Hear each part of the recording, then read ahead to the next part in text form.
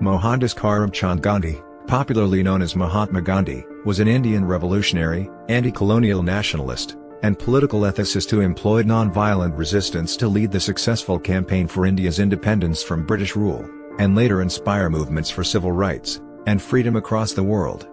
The honorific Mahātmā, Sanskrit, great souled, venerable, first applied to him in 1914 in South Africa, is now used throughout the world.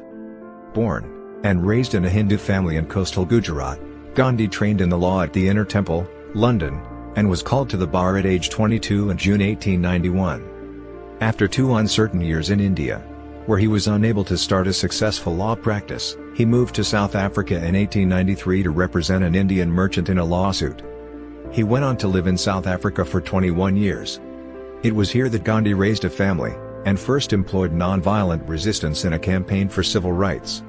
In 1915, aged 45, he returned to India, and soon set about organizing peasants, farmers, and urban laborers to protest against excessive land tax and discrimination.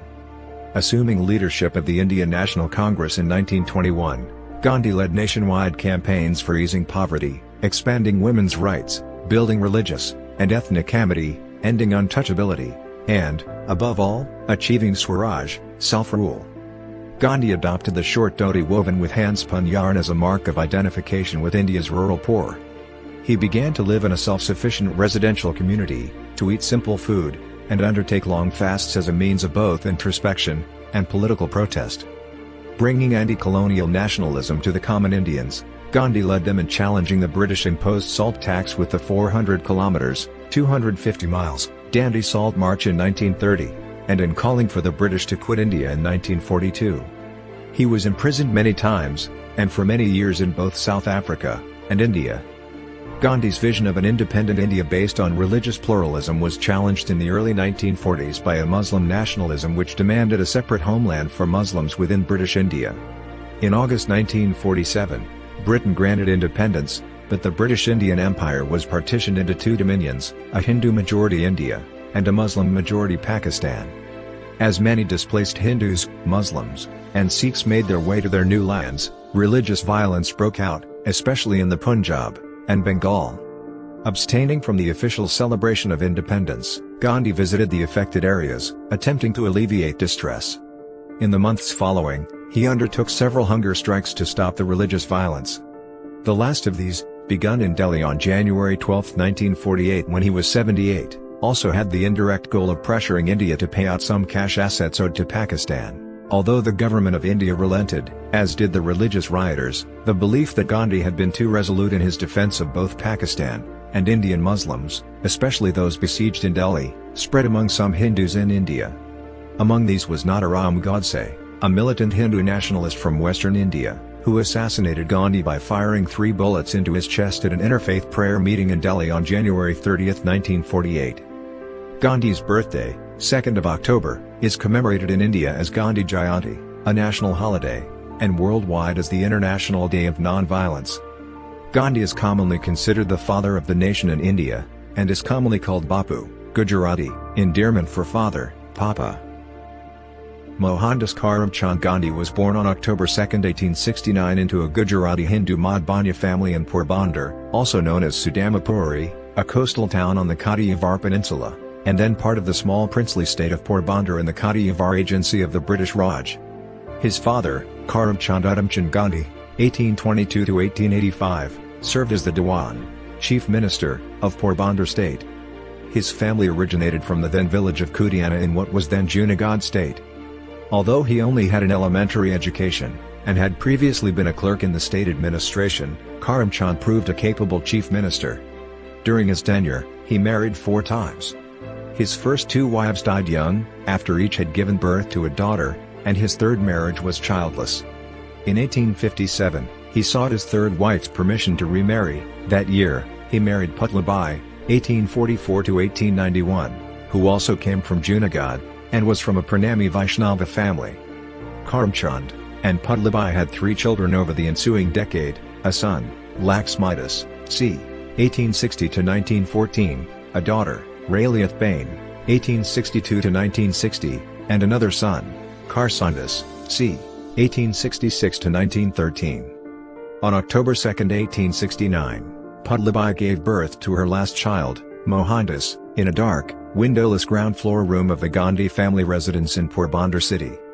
As a child, Gandhi was described by his sister Raliat as restless as Mercury, either playing or roaming about. One of his favorite pastimes was twisting dogs' ears. The Indian classics, especially the stories of Shravana and King Harishchandra, had a great impact on Gandhi in his childhood. In his autobiography, he states that they left an indelible impression on his mind. He writes, "It haunted me, and I must have acted Harishchandra to myself times without number." Gandhi's early self-identification with truth and love as supreme values is traceable to these epic characters. The family's religious background was eclectic. Gandhi's father Karamchand was Hindu, and his mother Puddleby was from a Pranami Vaishnava Hindu family. Gandhi's father was of Madhyamiya caste in the Varna of Vaishya. His mother came from the medieval Krishna Bhakti-based Pranami tradition, whose religious texts include the Bhagavad Gita, the Bhagavata Purana, and a collection of 14 texts with teachings that the tradition believes to include the essence of the Vedas, the Quran, and the Bible. Gandhi was deeply influenced by his mother, an extremely pious lady who would not think of taking her meals without her daily prayers. She would take the hardest vows, and keep them without flinching. To keep 2 or 3 consecutive fasts was nothing to her. In 1874, Gandhi's father Karamchand left Porbandar for the smaller state of Rajkot, where he became a councillor to its ruler, the Thakur Sahib. Though Rajkot was a less prestigious state than Porbandar, the British regional political agency was located there, which gave the state's Divan a measure of security. In 1876, Karamchand became Divan of Rajkot, and was succeeded as Divan of Porbandar by his brother Tulsidas. His family then rejoined him in Rajkot. At age 9, Gandhi entered the local school in Rajkot, near his home. There he studied the rudiments of arithmetic, history, the Gujarati language, and geography. At age 11, he joined the high school in Rajkot, Alfred High School. He was an average student, won some prizes, but was a shy and tongue-tied student, with no interest in games. His only companions were books and school lessons.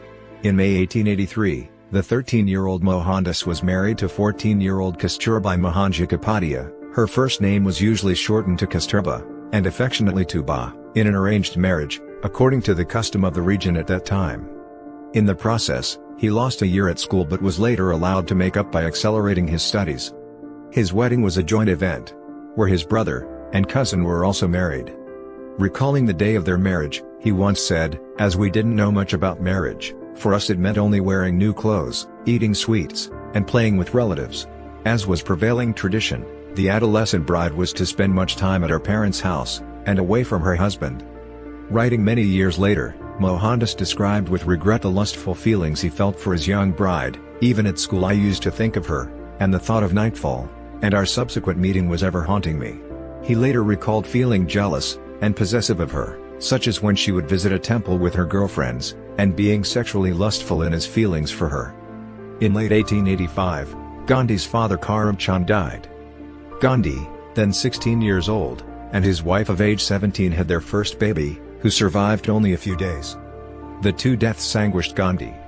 The Gandhi couple had 4 more children, all sons: Harilal, born in 1888, Manilal, born in 1892, Ramdas, born in 1897, and Devadas, born in 1900. In November 1887, the 18-year-old Gandhi graduated from high school in Ahmedabad. In January 1888, he enrolled at Samaldas College in Bhavnagar state, then the sole degree-granting institution of higher education in the region. But he dropped out, and returned to his family in Porbandar. Gandhi had dropped out of the cheapest college he could afford in Bombay. Mavji Dev Joshiji, a Brahmin priest, and family friend, advised Gandhi and his family that he should consider law studies in London. In July 1888, his wife Kasturba gave birth to their first surviving son, Harilal. His mother was not comfortable about Gandhi leaving his wife and family, and going so far from home. Gandhi's uncle Tulsidas also tried to dissuade his nephew. Gandhi wanted to go. To persuade his wife and mother, Gandhi made a vow in front of his mother that he would abstain from meat, alcohol, and women. Gandhi's brother Laxmidas, who was already a lawyer, cheered Gandhi's London studies plan, and offered to support him. Puddleby gave Gandhi her permission and blessing. On August 10, 1888, Gandhi, aged 18, left Porbandar for Mumbai, then known as Bombay. Upon arrival, he stayed with the local Madhbanya community whose elders warned him that England would tempt him to compromise his religion, and eat and drink in Western ways.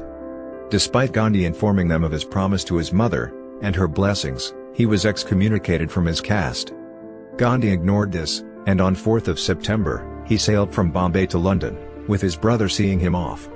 Gandhi attended University College, London, where he took classes in English literature with Henry Morley in 1888 to 1889. He also enrolled at Inner Temple with the intention of becoming a barrister. His childhood shyness and self-withdrawal had continued through his teens. He retained these traits when he arrived in London, but joined a public speaking practice group, and overcame his shyness sufficiently to practice law. He demonstrated a keen interest in the welfare of London's impoverished dockland communities. In 1889, a bitter trade dispute broke out in London, with dockers striking for better pay and conditions, and seamen, shipbuilders, factory girls, and others joining the strike in solidarity. The strikers were successful, in part due to the mediation of Cardinal Manning, leading Gandhi and an Indian friend to make a point of visiting the Cardinal and thanking him for his work. Gandhi's time in London was influenced by the vow he had made to his mother. He tried to adopt English customs, including taking dancing lessons. However, he did not appreciate the bland vegetarian food offered by his landlady, and was frequently hungry until he found one of London's few vegetarian restaurants. Influenced by Henry Salt's writing, he joined the London Vegetarian Society, and was elected to its executive committee under the aegis of its president and benefactor Arnold Hills. An achievement while on the committee was the establishment of a Bayswater chapter. Some of the vegetarians he met were members of the Theosophical Society, which had been founded in 1875 to further universal brotherhood, and which was devoted to the study of Buddhist and Hindu literature. They encouraged Gandhi to join them in reading the Bhagavad Gita both in translation as well as in the original. Gandhi had a friendly and productive relationship with Hills, but the two men took a different view on the continued LVS membership of fellow committee member Thomas Allinson.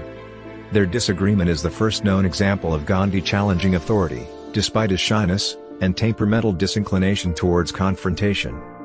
Allinson had been promoting newly available birth control methods, but Hills disapproved of these, believing they undermined public morality. He believed vegetarianism to be a moral movement, and that Allinson should therefore no longer remain a member of the LVS. Gandhi shared Hills' views on the dangers of birth control, but defended Allinson's right to differ.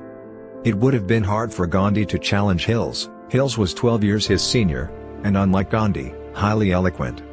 He bankrolled the LVS, and was a captain of industry with his Thames Iron Works company employing more than 6,000 people in the East End of London. He was also a highly accomplished sportsman who later founded the football club West Ham United. In his 1927 autobiography, Volume I, Gandhi wrote, "The question deeply interested me. I had a high regard for Mr. Hills, and his generosity. But I thought it was quite improper to exclude a man from a vegetarian society simply because he refused to regard Puritan morals as one of the objects of the society." A motion to remove Allinson was raised, and was debated, and voted on by the committee. Gandhi's shyness was an obstacle to his defense of Allinson at the committee meeting. He wrote his views down on paper, but shyness prevented him from reading out his arguments, so Hills, the president, asked another committee member to read them out for him. Although some other members of the committee agreed with Gandhi, the vote was lost, and Allinson excluded. There were no hard feelings, with Hills proposing the toast at the LVS farewell dinner in honor of Gandhi's return to India. Gandhi, at age 22, was called to the bar in June 1891, and then left London for India, where he learned that his mother had died while he was in London, and that his family had kept the news from him. His attempts at establishing a law practice in Bombay failed because he was psychologically unable to cross-examine witnesses. He returned to Rajkot to make a modest living drafting petitions for litigants, but he was forced to stop when he ran afoul of a British officer, Sam Sunny. In 1893, a Muslim merchant in Kathiawar named Dadi Abdullah contacted Gandhi. Abdullah owned a large successful shipping business in South Africa. His distant cousin in Johannesburg needed a lawyer, and they preferred someone with Kathiawari heritage. Gandhi inquired about his pay for the work. They offered a total salary of £105, $17,220 money, plus travel expenses. He accepted it, knowing that it would be at least a one-year commitment in the colony of Natal, South Africa, also a part of the British Empire. In April 1893, Gandhi, aged 23, set sail for South Africa to be the lawyer for Abdullah's cousin. He spent 21 years in South Africa, where he developed his political views, ethics, and politics. Immediately upon arriving in South Africa, Gandhi faced discrimination because of his skin color and heritage, like all people of color. He was not allowed to sit with European passengers in the stagecoach, and told to sit on the floor near the driver, then beaten when he refused. Elsewhere he was kicked into a gutter for daring to walk near a house, in another instance thrown off a train at Pietermaritzburg after refusing to leave the first class. He sat in the train station, shivering all night, and pondering if he should return to India or protest for his rights. He chose to protest, and was allowed to board the train the next day. In another incident, the magistrate of a Durban court ordered Gandhi to remove his turban, which he refused to do. Indians were not allowed to walk on public footpaths in South Africa. Gandhi was kicked by a police officer out of the footpath onto the street without warning. When Gandhi arrived in South Africa, according to Herman, he thought of himself as a Briton first, and an Indian second. However, the prejudice against him, and his fellow Indians from British people that Gandhi experienced, and observed deeply bothered him. He found it humiliating, struggling to understand how some people can feel honor or superiority or pleasure in such inhumane practices. Gandhi began to question his people's standing in the British Empire. The Abdullah case that had brought him to South Africa concluded in May 1894, and the Indian community organized a farewell party for Gandhi as he prepared to return to India. However, a new Natal government discriminatory proposal led to Gandhi extending his original period of stay in South Africa. He planned to assist Indians in opposing a bill to deny them the right to vote, a right then proposed to be an exclusive European right. He asked Joseph Chamberlain, the British colonial secretary, to reconsider his position on this bill. Though unable to halt the bill's passage, his campaign was successful in drawing attention to the grievances of Indians in South Africa. He helped found the Natal Indian Congress in 1894, and through this organization, he molded the Indian community of South Africa into a unified political force. In January 1897, when Gandhi landed in Durban, a mob of white settlers attacked him, and he escaped only through the efforts of the wife of the police superintendent. However, he refused to press charges against any member of the mob.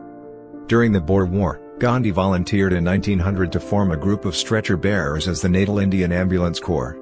According to Arthur Herman, Gandhi wanted to disprove the British colonial stereotype that Hindus were not fit for manly activities involving danger and exertion, unlike the Muslim martial races. Gandhi raised 1,100 Indian volunteers to support British combat troops against the Boers. They were trained and medically certified to serve on the front lines. They were auxiliaries at the Battle of Colenso to a white volunteer ambulance corps. At the Battle of Speenkop, Gandhi and his bearers moved to the front line, and had to carry wounded soldiers for miles to a field hospital because the terrain was too rough for the ambulances. Gandhi and 37 other Indians received the Queen's South Africa Medal. In 1906, the Transvaal government promulgated a new act compelling registration of the colony's Indian and Chinese populations. At a mass protest meeting held in Johannesburg on 11th of September that year, Gandhi adopted his still-evolving methodology of satyagraha, devotion to the truth, or non-violent protest, for the first time. According to Anthony Perel, Gandhi was also influenced by the Tamil moral text Tirukkural after Leo Tolstoy mentioned it in their correspondence that began with a letter to a Hindu. Gandhi urged Indians to defy the new law, and to suffer the punishments for doing so. Gandhi's ideas of protests, persuasion skills, and public relations had emerged. He took these back to India in 1915. Gandhi focused his attention on Indians and Africans while he was in South Africa. He initially was not interested in politics. This changed, however, after he was discriminated against and bullied, such as by being thrown out of a train coach because of his skin color by a white train official. After several such incidents with whites in South Africa, Gandhi's thinking and focus changed, and he felt he must resist this and fight for rights. He entered politics by forming the Natal Indian Congress. According to Ashwin Desai and Ghulam Vad, Gandhi's views on racism are contentious in some cases, but that changed afterward. Gandhi suffered persecution from the beginning in South Africa.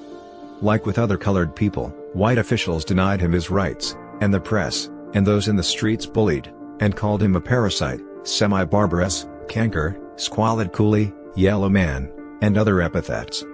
People would spit on him as an expression of racial hate. While in South Africa, Gandhi focused on the racial persecution of Indians before he started to focus on racism against Africans. In some cases, status and VOD, his behavior was one of being a willing part of racial stereotyping and African exploitation. During a speech in September 1896, Gandhi complained that the whites in the British colony of South Africa were degrading Indian Hindus and Muslims to a level of kafir. Scholars cite it as an example of evidence that Gandhi at that time thought of Indians and black South Africans differently. As another example given by Herman, Gandhi, at age 24, prepared a legal brief for the Natal Assembly in 1895, seeking voting rights for Indians. Gandhi cited race history and European Orientalists' opinions that Anglo-Saxons and Indians are sprung from the same Aryan stock, or rather the Indo-European peoples, and argued that Indians should not be grouped with the Africans. Years later, Gandhi and his colleagues served and helped Africans as nurses, and by opposing racism. The Nobel Peace Prize winner Nelson Mandela is among admirers of Gandhi's efforts to fight against racism in Africa. The general image of Gandhi, status and VOD, has been reinvented since his assassination as if he was always a saint, when in reality his life was more complex, contained inconvenient truths, and was one that changed over time. Scholars have also pointed the evidence to a rich history of cooperation and efforts by Gandhi and Indian people with non-white South Africans against persecution of Africans and the apartheid. In 1906, when the Bambatha Rebellion broke out in the colony of Natal, then 36-year-old Gandhi, despite sympathizing with the Zulu rebels, encouraged Indian South Africans to form a volunteer stretcher-bearer unit. Writing in the Indian Opinion, Gandhi argued that military service would be beneficial to the Indian community, and claimed it would give them health and happiness. Gandhi eventually led a volunteer mixed unit of Indian and African stretcher-bearers to treat wounded combatants during the suppression of the rebellion. The medical unit commanded by Gandhi operated for less than 2 months before being disbanded. After the suppression of the rebellion, the colonial establishment showed no interest in extending to the Indian community the civil rights granted to white South Africans. This led Gandhi to becoming disillusioned with the empire, and aroused a spiritual awakening with him. Historian Arthur L. Herman wrote that his African experience was a part of his great disillusionment with the West, transforming him into an uncompromising non-cooperator. By 1910, Gandhi's newspaper, Indian Opinion, was covering reports on discrimination against Africans by the colonial regime. Gandhi remarked that the Africans alone are the original inhabitants of the land. The whites, on the other hand, have occupied the land forcibly and appropriated it to themselves. In 1910, Gandhi established, with the help of his friend Herman Kallenbach, an idealistic community they named Tolstoy Farm near Johannesburg. There he nurtured his policy of peaceful resistance. In the years after black South Africans gained the right to vote in South Africa, 1994, Gandhi was proclaimed a national hero with numerous monuments. At the request of Gopal Krishna Gokhale, conveyed to him by C.F. Andrews, Gandhi returned to India in 1915. He brought an international reputation as a leading Indian nationalist, theorist, and community organizer. Gandhi joined the Indian National Congress, and was introduced to Indian issues, politics, and the Indian people primarily by Gokhale. Gokhale was a key leader of the Congress Party, best known for his restraint and moderation, and his insistence on working inside the system. Gandhi took Gokhale's liberal approach based on British Whiggish traditions, and transformed it to make it look Indian. Gandhi took leadership of the Congress in 1920, and began escalating demands until on January 26, 1930 the Indian National Congress declared the independence of India. The British did not recognize the declaration, but negotiations ensued, with the Congress taking a role in provincial government in the late 1930s. Gandhi and the Congress withdrew their support of the Raj when the Viceroy declared war on Germany in September 1939 without consultation.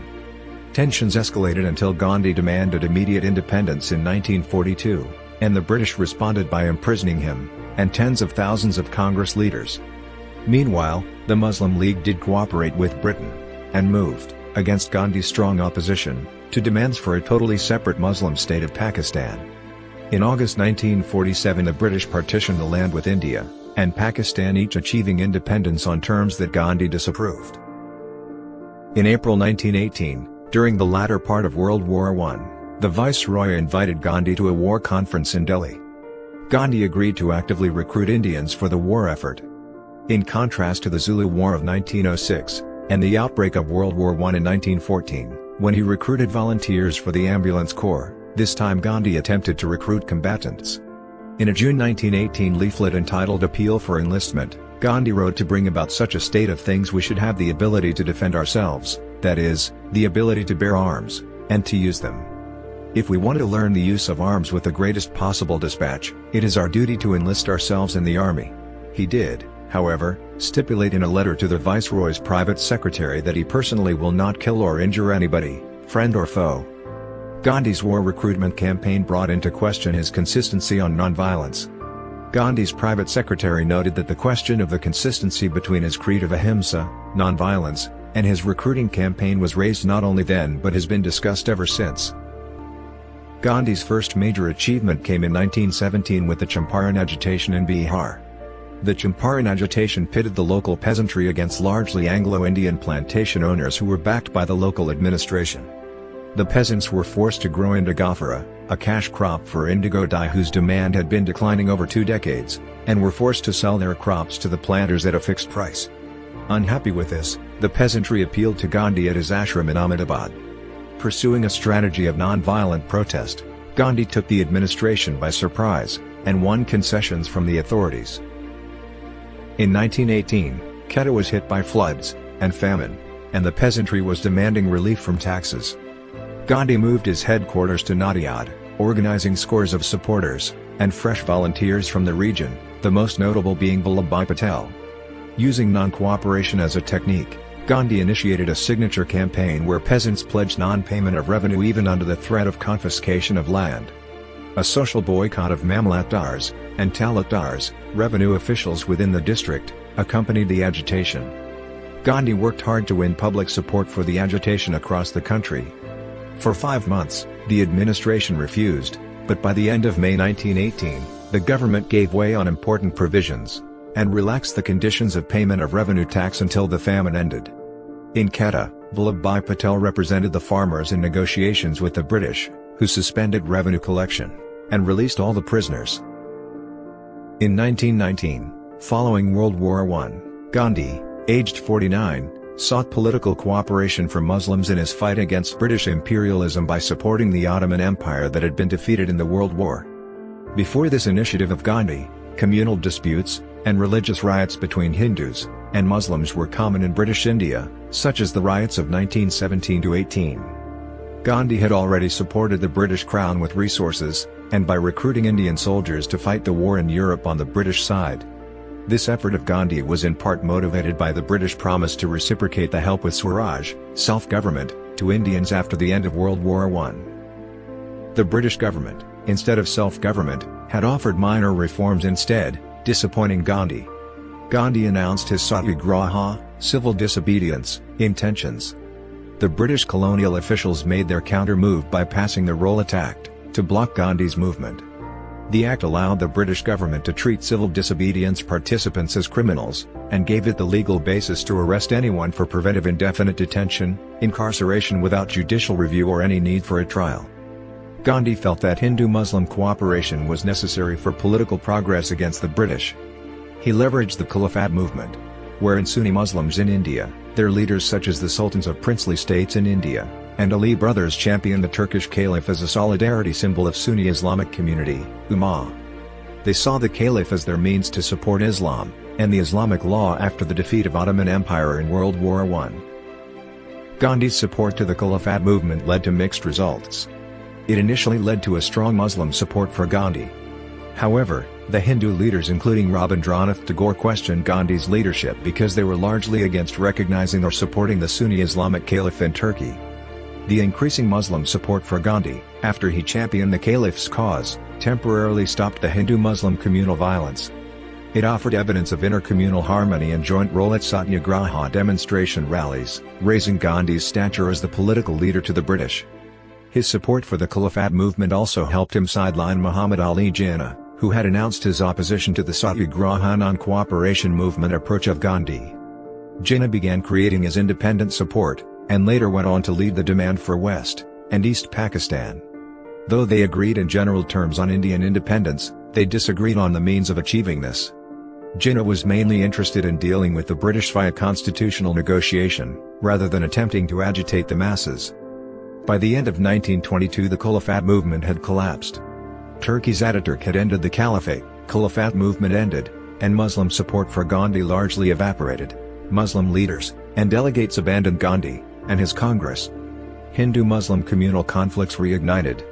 Deadly religious riots reappeared in numerous cities, with 91 in United Provinces of Agra, and out alone. With his book Hind Swaraj, 1909, Gandhi, aged 40, declared that British rule was established in India with the cooperation of Indians, and had survived only because of this cooperation. If Indians refused to cooperate, British rule would collapse, and Swaraj, Indian independence, would come. In February 1919, Gandhi cautioned the Viceroy of India with a cable communication that if the British were to pass the rule attacked, he would appeal to Indians to start civil disobedience. The British government ignored him, and passed the law, stating it would not yield to threats. The Satyagraha civil disobedience followed, with people assembling to protest the rule attacked. On March 30, 1919, British law officers opened fire on an assembly of unarmed people, peacefully gathered, participating in Satyagraha in Delhi. People rioted in retaliation. On April 6, 1919, a Hindu festival day, he asked a crowd to remember not to injure or kill British people, but to express their frustration with peace, to boycott British goods, and burn any British clothing they owned. He emphasized the use of non-violence to the British, and towards each other, even if the other side used violence. Communities across India announced plans to gather in greater numbers to protest. Government warned him to not enter Delhi. Gandhi defied the order. On 9 April, Gandhi was arrested. People rioted.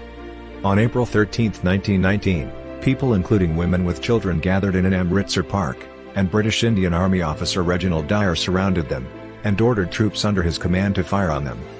The resulting Jallianwala Bagh massacre, or Amritsar massacre, of hundreds of Sikh and Hindu civilians enraged the subcontinent, but was supported by some Britons and parts of the British media as a necessary response. Gandhi in Ahmedabad, on the day after the massacre in Amritsar, did not criticize the British, and instead criticized his fellow countrymen for not exclusively using love to deal with the hate of the British government. Gandhi demanded that the Indian people stop all violence, stop all property destruction, and went on fast to death to pressure Indians to stop their rioting. The massacre, and Gandhi's non-violent response to it moved many, but also made some Sikhs and Hindus upset that Dyer was getting away with murder. Investigation committees were formed by the British, which Gandhi asked Indians to boycott. The unfolding events, the massacre, and the British response, led Gandhi to the belief that Indians will never get a fair equal treatment under British rulers, and he shifted his attention to Swaraj, and political independence for India. In 1921, Gandhi was the leader of the Indian National Congress. He reorganized the Congress. With Congress now behind him, and Muslim support triggered by his backing the Caliphate movement to restore the Caliph in Turkey, Gandhi had the political support, and the attention of the British Raj. Gandhi expanded his non-violent non-cooperation platform to include the Swadeshi policy, the boycott of foreign-made goods, especially British goods. Linked to this was his advocacy that khadi, homespun cloth, be worn by all Indians instead of British-made textiles. Gandhi exhorted Indian men and women, rich or poor, to spend time each day spinning khadi in support of the independence movement. In addition to boycotting British products, Gandhi urged the people to boycott British institutions and law courts, to resign from government employment, and to forsake British titles and honours. Gandhi thus began his journey aimed at crippling the British India government economically, politically, and administratively. The appeal of non-cooperation grew, its social popularity drew participation from all strata of Indian society. Gandhi was arrested on March 10, 1922, tried for sedition, and sentenced to 6 years imprisonment. He began his sentence on March 18, 1922. With Gandhi isolated in prison, the Indian National Congress split into two factions, one led by Chittaranjan Das and Motilal Nehru favoring party participation in the legislatures, and the other led by Chakravarti Rajagopalachari and Sardar Vallabhbhai Patel, opposing this move. Furthermore, cooperation among Hindus and Muslims ended as Caliphate movement collapsed with the rise of Ataturk in Turkey. Muslim leaders left the Congress and began forming Muslim organizations. The political base behind Gandhi had broken into factions. Gandhi was released in February 1924 for an appendicitis operation, having served only 2 years. After his early release from prison for political crimes in 1924, over the second half of the 1920s Gandhi continued to pursue Swaraj. He pushed through a resolution at the Calcutta Congress in December 1928 calling on the British government to grant India Dominion status or face a new campaign of non-cooperation with complete independence for the country as its goal. After his support for World War I with Indian combat troops, and the failure of Caliphate movement in preserving the rule of Caliph in Turkey, followed by a collapse in Muslim support for his leadership, some such as Subhas Chandra Bose and Bhagat Singh questioned his values and non-violent approach. While many Hindu leaders championed a demand for immediate independence, Gandhi revised his own call to a 1-year wait, instead of 2. The British did not respond favourably to Gandhi's proposal. British political leaders such as Lord Birkenhead and Winston Churchill announced opposition to the appeasers of Gandhi in their discussions with European diplomats who sympathised with Indian demands. On December 31, 1929, an Indian flag was unfurled in Lahore. Gandhi led Congress in a celebration on January 26, 1930 of India's Independence Day in Lahore. This day was commemorated by almost every other Indian organisation. Gandhi then launched a new satyagraha against the British salt tax in March 1930. Gandhi sent an ultimatum in the form of a letter personally addressed to Lord Irwin, the Viceroy of India, on 2 March. Gandhi condemned British rule in the letter, describing it as a curse that has impoverished the dumb millions by a system of progressive exploitation, and by a ruinously expensive military and civil administration, it has reduced us politically to serfdom. Gandhi also mentioned in the letter that the Viceroy received a salary over 5,000 times India's average income. In the letter, Gandhi also stressed his continued adherence to non-violent forms of protest. This was highlighted by the Salt March to Dandi from 12 March to 6 April, where, together with 78 volunteers, he marched 388 kilometers, 241 miles, from Ahmedabad to Dandi, Gujarat to make salt himself, with the declared intention of breaking the salt laws. The march took 25 days to cover 240 miles with Gandhi speaking to often huge crowds along the way. Thousands of Indians joined him in Dandi. On 5 May he was interned under a regulation dating from 1827 in anticipation of a protest that he had planned. The protest at Darasana Salt Works on 21 May went ahead without MC. A horrified American journalist, Webb Miller, described the British response thus. In complete silence the Gandhi men drew up, and halted 100 yards from the stockade. A picked column advanced from the crowd, waded the ditches, and approached the barbed wire stockade. At a word of command, scores of native policemen rushed upon the advancing marchers, and rained blows on their heads with their steel-shot lathes, long bamboo sticks. Not one of the marchers even raised an arm to fend off blows. They went down like ninepins. From where I stood I heard the sickening whack of the clubs on unprotected skulls. Those struck down fell sprawling, unconscious or writhing with fractured skulls or broken shoulders. This went on for hours until some 300 or more protesters had been beaten, many seriously injured, and 2 killed. At no time did they offer any resistance.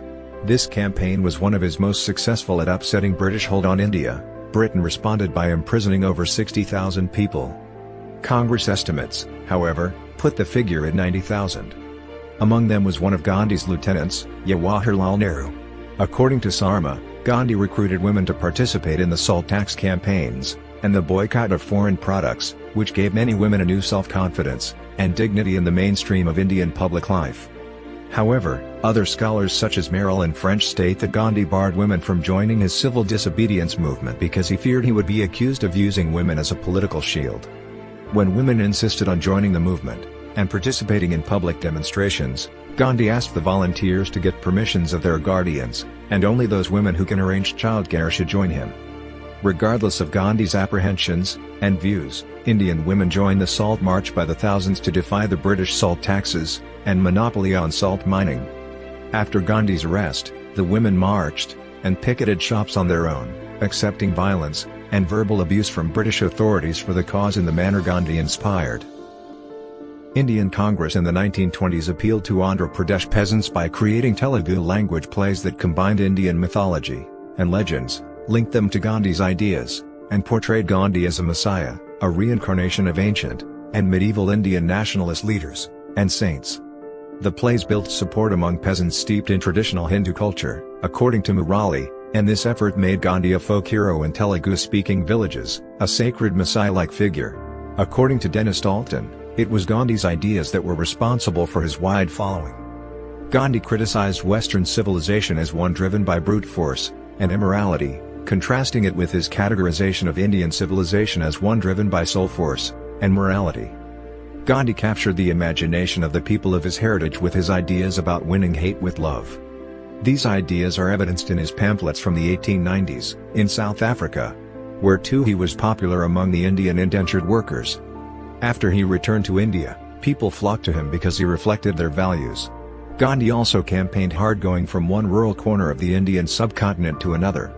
He used terminology and phrases such as Rama Raja from Ramayana, Prahlada as a paradigmatic icon, and such cultural symbols as another facet of swaraj, and satyagraha.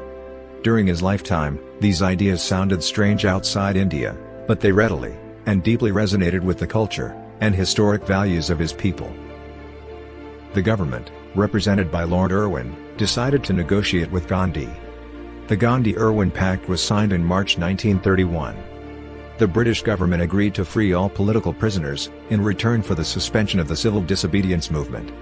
According to the pact, Gandhi was invited to attend the Round Table Conference in London for discussions, and as the sole representative of the Indian National Congress. The conference was a disappointment to Gandhi and the nationalists. Gandhi expected to discuss India's independence, while the British side focused on the Indian princes and Indian minorities rather than on a transfer of power. Lord Irwin's successor, Lord Wellington, took a hard line against India as an independent nation, began a new campaign of controlling and subduing the nationalist movement. Gandhi was again arrested, and the government tried and failed to negate his influence by completely isolating him from his followers. In Britain, Winston Churchill, a prominent conservative politician who was then out of office but later became its prime minister, became a vigorous and articulate critic of Gandhi and opponent of his long-term plans. Churchill often ridiculed Gandhi, saying in a widely reported 1931 speech, "It is alarming and also nauseating to see Mr. Gandhi, a seditious Middle Temple lawyer, now posing as a fakir of a type well known in the East, striding half-naked up the steps of the vice-regal palace, to parley on equal terms with the representative of the King Emperor." Churchill's bitterness against Gandhi grew in the 1930s. He called Gandhi as the one who was seditious in name, whose evil genius and multiform menace was attacking the British Empire. Churchill called him a dictator, a Hindu Mussolini, fomenting a race war, trying to replace the Raj with Brahmin cronies, playing on the ignorance of Indian masses, all for selfish gain. Churchill attempted to isolate Gandhi, and his criticism of Gandhi was widely covered by European and American press. It gained Churchill's sympathetic support, but it also increased support for Gandhi among Europeans. The developments heightened Churchill's anxiety that the British themselves would give up out of pacifism and misplaced conscience. During the discussions between Gandhi and the British government over 1931–32 at the Round Table Conferences, Gandhi, now aged about 62, sought constitutional reforms as a preparation to the end of colonial British rule, and begin the self-rule by Indians. The British side sought reforms that would keep the Indian subcontinent as a colony. The British negotiators proposed constitutional reforms on a British Dominion model that established separate electorates based on religious and social divisions. The British questioned the Congress Party and Gandhi's authority to speak for all of India. They invited Indian religious leaders, such as Muslims and Sikhs, to press their demands along religious lines, as well as B.R. Ambedkar as the representative leader of the untouchables. Gandhi vehemently opposed a constitution that enshrined rights or representations based on communal divisions, because he feared that it would not bring people together but divide them, perpetuate their status, and divert the attention from India's struggle to end the colonial rule. The Second Round Table Conference was the only time he left India between 1914 and his death in 1948. He declined the government's offer of accommodation in an expensive West End hotel, preferring to stay in the East End, to live among working-class people, as he did in India. He based himself in a small cell bedroom at Kingsley Hall for the 3-month duration of his stay, and was enthusiastically received by EastEnders. During this time he renewed his links with the British vegetarian movement. After Gandhi returned from the Second Round Table Conference, he started a new satyagraha. He was arrested and imprisoned at the Irwadi jail, Pune. While he was in prison, the British government enacted a new law that granted untouchables a separate electorate. It came to be known as the Communal Award. In protest, Gandhi started a fast unto death, while he was held in prison. The resulting public outcry forced the government, in consultations with Ambedkar, to replace the Communal Award with a compromise Pune Pact. In 1934 Gandhi resigned from Congress party membership. He did not disagree with the party's position but felt that if he resigned, his popularity with Indians would cease to stifle the party's membership, which actually varied, including communists, socialists, trade unionists, students, religious conservatives, and those with pro-business convictions, and that these various voices would get a chance to make themselves heard. Gandhi also wanted to avoid being a target for Raj propaganda by leading a party that had temporarily accepted political accommodation with the Raj. Gandhi returned to active politics again in 1936, with the Nehru presidency, and the Lucknow session of the Congress. Although Gandhi wanted a total focus on the task of winning independence, and not speculation about India's future, he did not restrain the Congress from adopting socialism as its goal. Gandhi had a clash with Subhas Chandra Bose, who had been elected president in 1938, and who had previously expressed a lack of faith in nonviolence as a means of protest. Despite Gandhi's opposition, Bose won a second term as Congress president, against Gandhi's nominee, Drive Pattabhi Sitaramaiah, but left the Congress when the All India leaders resigned en masse in protest of his abandonment of the principles introduced by Gandhi. Gandhi declared that Sitaramaiah's defeat was his defeat. Gandhi opposed providing any help to the British war effort, and he campaigned against any Indian participation in World War II. The British government responded with the arrests of Gandhi, and many other Congress leaders, and killed over 1,000 Indians who participated in this movement. A number of violent attacks were also carried out by the nationalists against the British government. While Gandhi's campaign did not enjoy the support of a number of Indian leaders, and over 2.5 million Indians volunteered, and joined the British military to fight on various fronts of the Allied forces, the movement played a role in weakening the control over the South Asian region by the British regime, and it ultimately paved the way for Indian independence. Gandhi's opposition to the Indian participation in World War II was motivated by his belief that India could not be party to a war ostensibly being fought for democratic freedom while that freedom was denied to India itself. He also condemned Nazism and fascism, a view which won endorsement of other Indian leaders.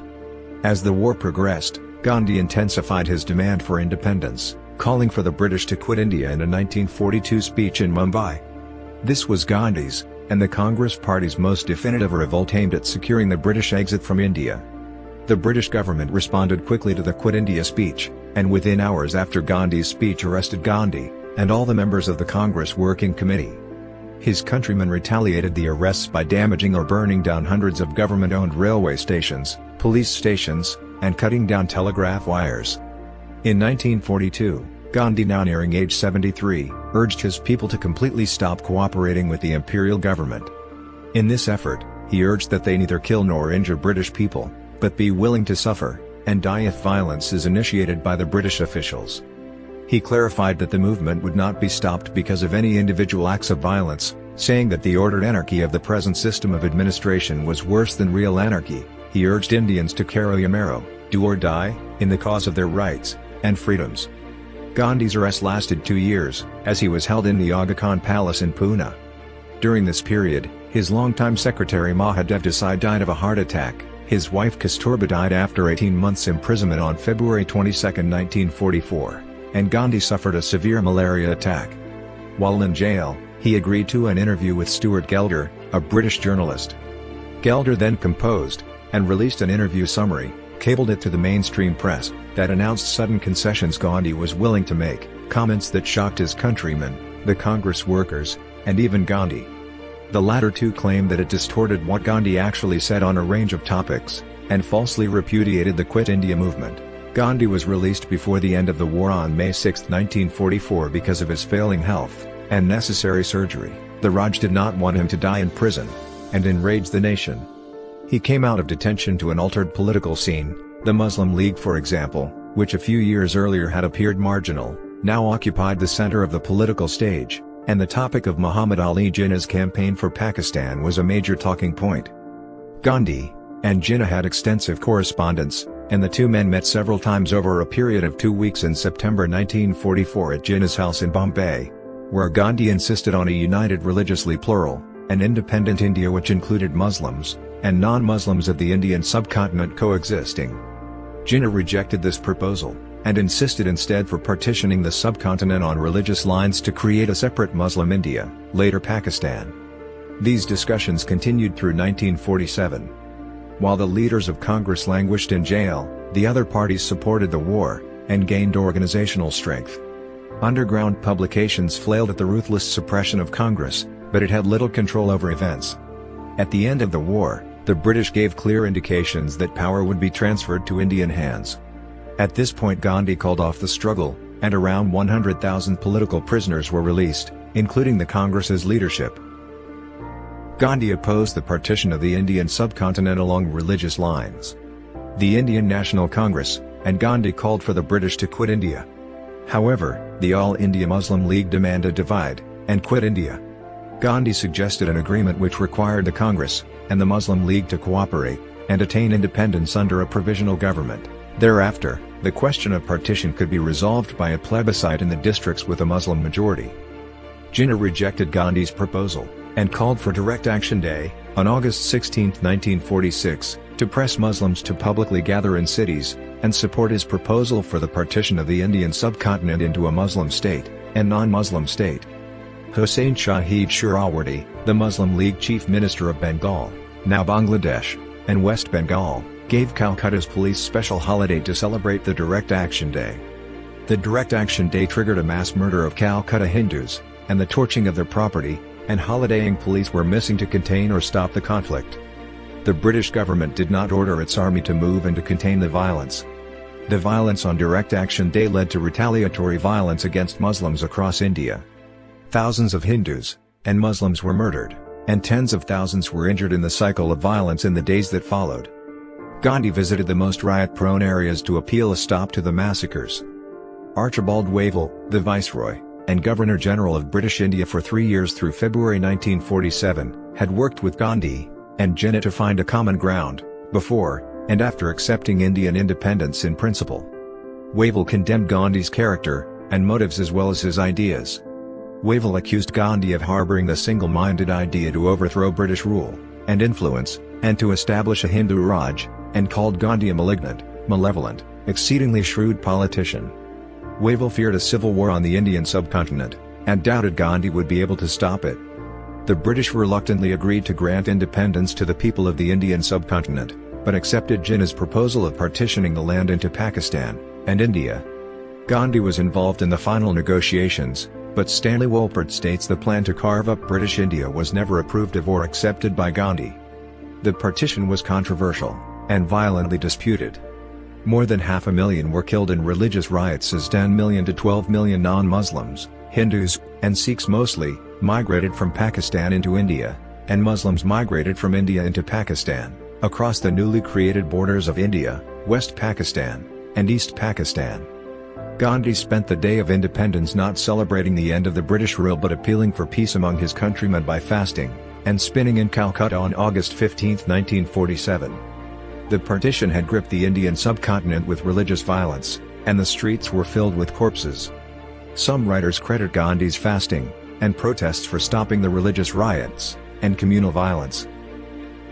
At 5:17 p.m. on January 30, 1948, Gandhi was with his grandnieces in the garden of Birla House, now Gandhi Smriti, on his way to address a prayer meeting, when Nadaram Godse, a Hindu nationalist, fired 3 bullets into his chest from a pistol at close range. According to some accounts, Gandhi died instantly. In other accounts, such as one prepared by an eyewitness journalist, Gandhi was carried into the Birla House, into a bedroom. There he died about 30 minutes later as one of Gandhi's family members read verses from Hindu scriptures. Prime Minister Jawaharlal Nehru addressed his countrymen over the All India radio saying, "Friends and comrades, the light has gone out of our lives, and there is darkness everywhere, and I do not quite know what to tell you or how to say it. Our beloved leader, Bapu as we called him, the father of the nation, is no more. Perhaps I am wrong to say that, nevertheless, we will not see him again. As we have seen him for these many years, we will not run to him for advice or seek solace from him, and that is a terrible blow, not only for me, but for millions, and millions in this country. Godse, a Hindu nationalist with links to the extremist Hindu Mahasabha, and the Rashtriya Swayamsevak Sangh, made no attempt to escape. Several other conspirators were soon arrested as well. They were tried in court at Delhi's Red Fort. At his trial, Godse did not deny the charges nor express any remorse. According to Claude Markovitz, a French historian noted for his studies of colonial India, Godse stated that he killed Gandhi because of his complacence towards Muslims, holding Gandhi responsible for the frenzy of violence and sufferings during the subcontinent's partition into Pakistan and India. Godse accused Gandhi of subjectivism, and of acting as if only he had a monopoly of the truth. Godse was found guilty, and executed in 1949. Gandhi's death was mourned nationwide. Over 1 million people joined the 5-mile-long funeral procession that took over 5 hours to reach Rajghat from Birla House, where he was assassinated, and another 1 million watched the procession pass by. Gandhi's body was transported on a weapons carrier, whose chassis was dismantled overnight to allow a high floor to be installed so that people could catch a glimpse of his body. The engine of the vehicle was not used, instead 4 drag ropes held by 50 people each pulled the vehicle. All Indian-owned establishments in London remain closed in mourning as thousands of people from all faiths and denominations, and Indians from all over Britain converged at India House in London. Gandhi's assassination dramatically changed the political landscape. Nehru became his political heir. According to Markovitz, while Gandhi was alive, Pakistan's declaration that it was a Muslim state had led Indian groups to demand that it be declared a Hindu state. Nehru used Gandhi's martyrdom as a political weapon to silence all advocates of Hindu nationalism as well as his political challengers. He linked Gandhi's assassination to politics of hatred and ill will. According to Gua, Nehru and his Congress colleagues called on Indians to honor Gandhi's memory, and even more his ideals. Nehru used the assassination to consolidate the authority of the new Indian state. Gandhi's death helped marshal support for the new government, and legitimized the Congress Party's control, leveraged by the massive outpouring of Hindu expressions of grief for a man who had inspired them for decades. The government suppressed the RSS, the Muslim National Guards, and the Kaksars, with some 200,000 arrests. For years after the assassination, states Markovitz, Gandhi's shadow loomed large over the political life of the new Indian Republic. The government quelled any opposition to its economic and social policies, despite these being contrary to Gandhi's ideas, by reconstructing Gandhi's image and ideals. Gandhi was cremated in accordance with Hindu tradition. Gandhi's ashes were poured into urns which were sent across India for memorial services. Most of the ashes were immersed at the Sangam at Allahabad on February 12, 1948, but some were secretly taken away. In 1997, Tushar Gandhi immersed the contents of one urn, found in a bank vault, and reclaimed through the courts, at the Sangam at Allahabad. Some of Gandhi's ashes were scattered at the source of the Nile River near Jinja, Uganda, and a memorial plaque marks the event. On January 30, 2008, the contents of another urn were immersed at Gurgaon Chowpatty. Another urn is at the Palace of the Aga Khan in Pune, where Gandhi was held as a political prisoner from 1942 to 1944, and another in the Self-Realization Fellowship Lake Shrine in Los Angeles. The Birla House site where Gandhi was assassinated is now a memorial called Gandhi Smriti. The place near Yamuna River where he was cremated is the Rajghat Memorial in New Delhi. A black marble platform, it bears the epigraph He Rama, Devanagari, or Hey Ram. These are widely believed to be Gandhi's last words after he was shot, though the veracity of this statement has been questioned. Gandhi's statements, letters, and life have attracted much political and scholarly analysis of his principles, practices, and beliefs, including what influenced him. Some writers present him as a paragon of ethical living and pacifism, while others present him as a more complex, contradictory, and evolving character influenced by his culture and circumstances. Gandhi grew up in a Hindu and Jain religious atmosphere in his native Gujarat, which were his primary influences, but he was also influenced by his personal reflections and literature of Hindu bhakti saints, Advaita Vedanta, Islam, Buddhism, Christianity, and thinkers such as Tolstoy, Ruskin, and Thoreau. At age 57 he declared himself to be Advaitist Hindu in his religious persuasion, but added that he supported Advaitist viewpoints and religious pluralism. Gandhi was influenced by his devout Vaishnava Hindu mother, the regional Hindu temples, and saint tradition which coexisted with Jain tradition in Gujarat. Historian R.B. Cribb states that Gandhi's thought evolved over time, with his early ideas becoming the core or scaffolding for his mature philosophy. He committed himself early to truthfulness, temperance, chastity, and vegetarianism. Gandhi's London lifestyle incorporated the values he had grown up with. When he returned to India in 1891, his outlook was parochial, and he could not make a living as a lawyer.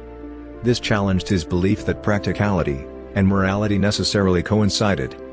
By moving in 1893 to South Africa, he found a solution to this problem, and developed the central concepts of his mature philosophy.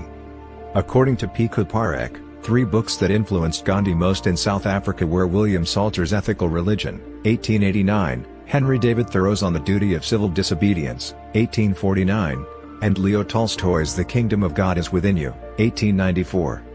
The art critic, and critic of political economy John Ruskin inspired his decision to live an austere life on a commune, at first on the Phoenix farm in Natal, and then on the Tolstoy farm just outside Johannesburg, South Africa.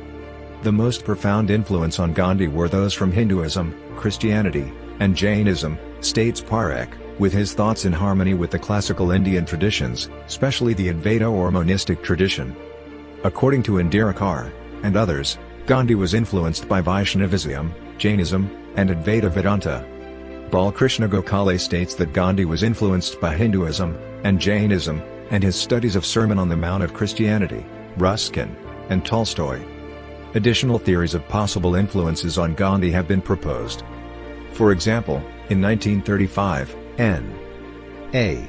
Dhuti stated that Gandhi was influenced by the reforms and teachings of the Swaminarayan tradition of Hinduism.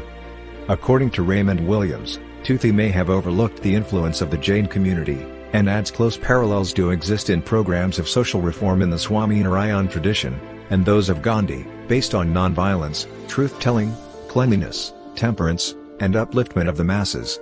Historian Howard states the culture of Gujarat influenced Gandhi, and his methods. Along with the book mentioned above, in 1908 Leo Tolstoy wrote a letter to a Hindu, which said that only by using love as a weapon through passive resistance could the Indian people overthrow colonial rule. In 1909, Gandhi wrote to Tolstoy seeking advice and permission to republish a letter to a Hindu in Gujarati. Tolstoy responded, and the two continued a correspondence until Tolstoy's death in 1910. Tolstoy's last letter was to Gandhi. The letters concerned practical and theological applications of nonviolence. Gandhi saw himself a disciple of Tolstoy, for they agreed regarding opposition to state authority and colonialism, both hated violence and preached non-resistance. However, they differed sharply on political strategy. Gandhi called for political involvement, he was a nationalist, and was prepared to use non-violent force. He was also willing to compromise. It was at Tolstoy Farm where Gandhi and Herman Kallenbach systematically trained their disciples in the philosophy of non-violence. Gandhi credited Srimad Rajchandra, a poet and Jain philosopher, as his influential counselor. In Modern Review, June 1930, Gandhi wrote about their first encounter in 1891 at Drive. P.J. made his residence in Bombay. He was introduced to Srimad by Drive. Pranjivan Mehta. Gandhi exchanged letters with Rajchandra when he was in South Africa, referring to him as Kavi, literally, poet. In 1930, Gandhi wrote, "Such was the man who captivated my heart in religious matters as no other man ever has till now. I have said elsewhere that in molding my inner life Tolstoy and Ruskin vied with Kavi. But Kavi's influence was undoubtedly deeper, if only because I had come in closest personal touch with him." Gandhi, in his autobiography, called Rajchandra his guide and helper, and his refuge in moments of spiritual crisis. He had advised Gandhi to be patient and to study Hinduism deeply. During his stay in South Africa, along with scriptures and philosophical texts of Hinduism and other Indian religions, Gandhi retranslated texts of Christianity such as the Bible, and Islam such as the Quran. A Quaker mission in South Africa attempted to convert him to Christianity. Gandhi joined them in their prayers, and debated Christian theology with them, but refused conversion, stating he did not accept the theology therein or that Christ was the only Son of God. His comparative studies of religions, and interaction with scholars, led him to respect all religions as well as become concerned about imperfections in all of them, and frequent misinterpretations. Gandhi grew fond of Hinduism, and referred to the Bhagavad Gita as his spiritual dictionary, and greatest single influence on his life. Later, Gandhi translated the Gita into Gujarati in 1930. Gandhi was acquainted with Sufi Islam's Chishti order during his stay in South Africa. He attended Khanka gatherings there at Riverside. According to Margaret Chatterjee, Gandhi as a Vaishnava Hindu shared values such as humility, devotion, and brotherhood for the poor that is also found in Sufism. Winston Churchill also compared Gandhi to a Sufi fakir. Gandhi participated in forming the Indian Ambulance Corps in the South African War against the Boers, on the British side in 1899. Both the Dutch settlers called Boers, and the Imperial British at that time discriminated against the colored races they considered as inferior, and Gandhi later wrote about his conflicted beliefs during the Boer War. He stated that when the war was declared, my personal sympathies were all with the Boers, but my loyalty to the British rule drove me to participation with the British in that war. I felt that, if I demanded rights as a British citizen, it was also my duty, as such, to participate in the defense of the British Empire, so I collected together as many comrades as possible, and with very great difficulty got their services accepted as an ambulance corps. During World War I, 1914 to 1918, nearing the age of 50, Gandhi supported the British and its allied forces by recruiting Indians to join the British Army, expanding the Indian contingent from about 100,000 to over 1.1 million. He encouraged Indian people to fight on one side of the war in Europe and Africa at the cost of their lives. Pacifists criticized and questioned Gandhi, who defended these practices by stating, according to Sankar Ghose, "It would be madness for me to sever my connection with the society to which I belong." According to Keith Robbins, the recruitment effort was in part motivated by the British promise to reciprocate the help with swaraj, self-government, to Indians after the end of World War I. After the war, the British government offered minor reforms instead, which disappointed Gandhi. He launched his Satyagraha movement in 1919. In parallel, Gandhi's fellow men became skeptical of his pacifist ideas, and were inspired by the ideas of nationalism and anti-imperialism.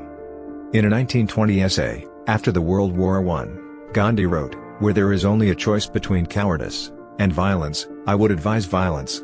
Rahul Sagar interprets Gandhi's efforts to recruit for the British military during the war as Gandhi's belief that, at that time, it would demonstrate that Indians were willing to fight. Further, it would also show the British that his fellow Indians were their subjects by choice rather than out of cowardice. In 1922, Gandhi wrote that abstinence from violence is effective, and true forgiveness only when one has the power to punish, not when one decides not to do anything because one is helpless. After World War II engulfed Britain, Gandhi actively campaigned to oppose any help to the British war effort, and any Indian participation in the war.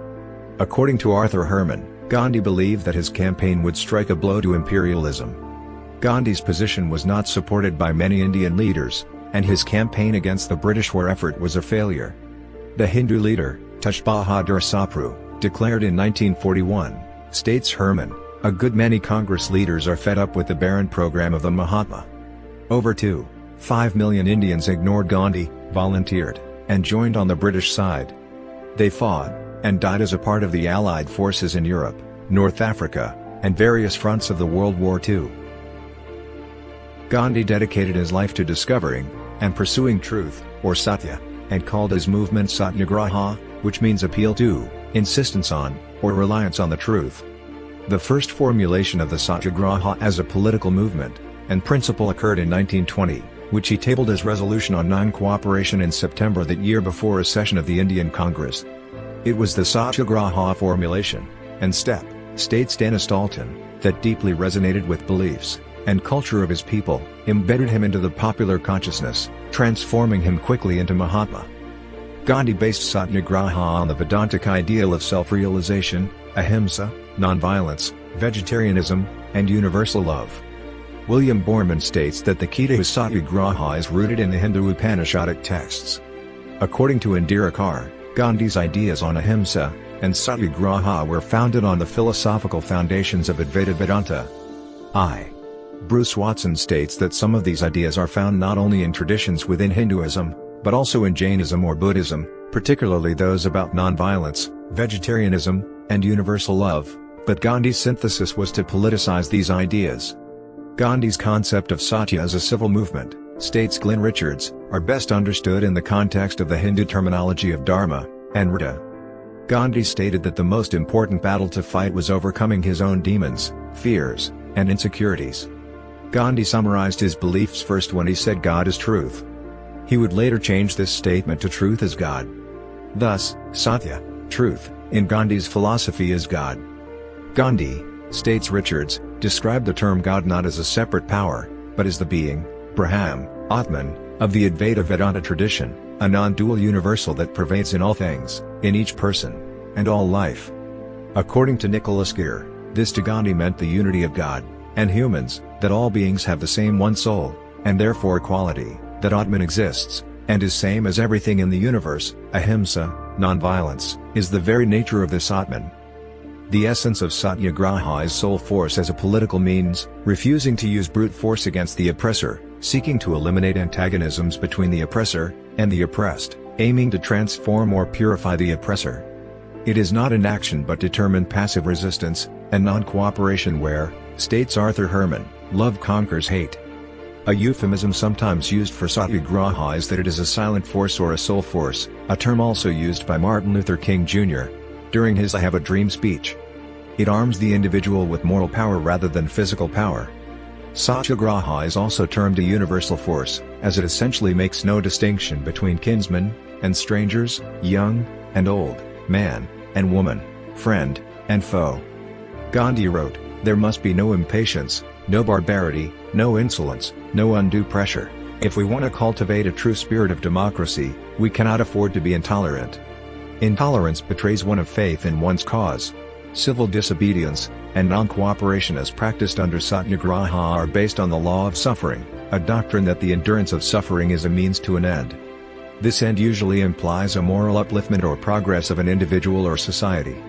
Therefore, non-cooperation in Satyagraha is in fact a means to secure the cooperation of the opponent consistently with truth and justice. While Gandhi's idea of Satyagraha as a political means attracted a widespread following among Indians, the support was not universal. For example, Muslim leaders such as Jinnah opposed the Satyagraha idea, accused Gandhi to be reviving Hinduism through political activism, and began effort to counter Gandhi with Muslim nationalism, and a demand for Muslim homeland. The untouchability leader Ambedkar, in June 1945, after his decision to convert to Buddhism, and a key architect of the constitution of modern India, dismissed Gandhi's ideas as loved by blind Hindu devotees, primitive, influenced by spurious brew of Tolstoy and Ruskin, and there is always some simpleton to preach them. Winston Churchill caricatured Gandhi as a cunning huckster seeking selfish gain, an aspiring dictator, and an atavistic spokesman of a pagan Hinduism. Churchill stated that the civil disobedience movement spectacle of Gandhi only increased the danger to which white people there, British India, are exposed. Although Gandhi was not the originator of the principle of nonviolence, he was the first to apply it in the political field on a large scale. The concept of nonviolence, ahimsa, has a long history in Indian religious thought, and is considered the highest dharma, ethical value virtue, a precept to be observed towards all living beings, sarvbhuta, at all times, sarvada, in all respects, sarvatha, in action, words, and thought. Gandhi explains his philosophy and ideas about ahimsa as a political means in his autobiography The Story of My Experiments with Truth. Gandhi's views came under heavy criticism in Britain when it was under attack from Nazi Germany, and later when the Holocaust was revealed. He told the British people in 1940, "I would like you to lay down the arms you have as being useless for saving you or humanity. You will invite Herr Hitler and Signor Mussolini to take what they want of the countries you call your possessions. If these gentlemen choose to occupy your homes, you will vacate them. If they do not give you free passage out, you will allow yourselves, man, woman, and child, to be slaughtered, but you will refuse to owe allegiance to them." George Orwell remarked that Gandhi's methods confronted an old-fashioned, and rather shaky despotism which treated him in a fairly chivalrous way, not a totalitarian power, where political opponents simply disappear. In a post-war interview in 1946, he said, "Hitler killed 5 million Jews. It is the greatest crime of our time. But the Jews should have offered themselves to the butcher's knife. They should have thrown themselves into the sea from cliffs. It would have aroused the world, and the people of Germany. As it is, they succumbed anyway in their millions." Gandhi believed this act of collective suicide, in response to the Holocaust, would have been heroism. Gandhi as a politician, in practice, settled for less than complete nonviolence. His method of non-violent satyagraha could easily attract masses, and it fitted in with the interests and sentiments of business groups, better-off people, and dominant sections of peasantry, who did not want an uncontrolled and violent social revolution which could create losses for them. His doctrine of ahimsa lay at the core of unifying role played by the Gandhian Congress. But during Quit India movement even many staunch Gandhians used violent means. Gandhi believed that Buddhism, Jainism, and Sikhism were traditions of Hinduism, with a shared history, rites, and ideas. At other times, he acknowledged that he knew little about Buddhism other than his reading of Edwin Arnold's book on it. Based on that book, he considered Buddhism to be a reform movement, and the Buddha to be a Hindu. He stated he knew Jainism much more, and he credited Jains to have profoundly influenced him. Sikhism, to Gandhi, was an integral part of Hinduism, in the form of another reform movement. Sikh and Buddhist leaders disagreed with Gandhi, a disagreement Gandhi respected as a difference of opinion. Gandhi had generally positive and empathetic views of Islam, and he extensively studied the Quran. He viewed Islam as a faith that proactively promoted peace, and felt that nonviolence had a predominant place in the Quran. He also read the Islamic prophet Muhammad's biography, and argued that it was not the sword that won a place for Islam in those days in the scheme of life. It was the rigid simplicity, the utter self-effacement of the prophet, the scrupulous regard for pledges, his intense devotion to his friends and followers, his intrepidity, his fearlessness, his absolute trust in God, and in his own mission. Gandhi had a large Indian Muslim following, who he encouraged to join him in a mutual non-violent jihad against the social oppression of their time. Prominent Muslim allies in his non-violent resistance movement included Maulana Abul Kalam Azad and Abdul Ghaffar Khan. However, Gandhi's empathy towards Islam, and his eager willingness to valorize peaceful Muslim social activists, was viewed by many Hindus as an appeasement of Muslims, and later became a leading cause for his assassination at the hands of intolerant Hindu extremists. While Gandhi expressed mostly positive views of Islam, he did occasionally criticize Muslims. He stated in 1925 that he did not criticize the teachings of the Quran, but he did criticize the interpreters of the Quran. Gandhi believed that numerous interpreters have interpreted it to fit their preconceived notions. He believed Muslims should welcome criticism of the Quran, because every true scripture only gains from criticism. Gandhi criticized Muslims who betray intolerance of criticism by a non-Muslim of anything related to Islam, such as the penalty of stoning to death under Islamic law. To Gandhi, Islam has nothing to fear from criticism even if it be unreasonable. He also believed there were material contradictions between Hinduism and Islam, and he criticized Muslims along with communists that were quick to resort to violence. One of the strategies Gandhi adopted was to work with Muslim leaders of pre-partition India, to oppose the British imperialism in and outside the Indian subcontinent. After the World War I, in 1919-22, he won Muslim leadership support of Ali brothers by backing the Caliphate movement in favor of the Islamic Caliph and his historic Ottoman Caliphate, and opposing the secular Islam supporting Mustafa Kemal Ataturk. By 1924, Ataturk had ended the Caliphate, the Caliphate movement was over, and Muslim support for Gandhi had largely evaporated. In 1925, Gandhi gave another reason to why he got involved in the Caliphate movement, and the Middle East affairs between Britain and the Ottoman Empire. Gandhi explained to his co-religionists, Hindu, that he sympathized and campaigned for the Islamic cause, not because he cared for the Sultan, but because I wanted to enlist the Muslims' sympathy in the matter of cow protection. According to the historian M. Naeem Qureshi, like the then Indian Muslim leaders who had combined religion and politics, Gandhi too imported his religion into his political strategy during the Caliphate movement. In the 1940s, Gandhi pooled ideas with some Muslim leaders who sought religious harmony like him, and opposed the proposed partition of British India into India and Pakistan. For example, his close friend Badshah Khan suggested that they should work towards opening Hindu temples for Muslim prayers, and Islamic mosques for Hindu prayers, to bring the two religious groups closer. Gandhi accepted this, and began having Muslim prayers read in Hindu temples to play his part, but was unable to get Hindu prayers read in mosques. The Hindu nationalist groups objected, and began confronting Gandhi for this one-sided practice, by shouting and demonstrating inside the Hindu temples, in the last years of his life. Gandhi criticized as well as praised Christianity. He was critical of Christian missionary efforts in British India, because they mixed medical or education assistance with demands that the beneficiary convert to Christianity. According to Gandhi, this was not true service but one driven by an ulterior motive of luring people into religious conversion, and exploiting the economically or medically desperate.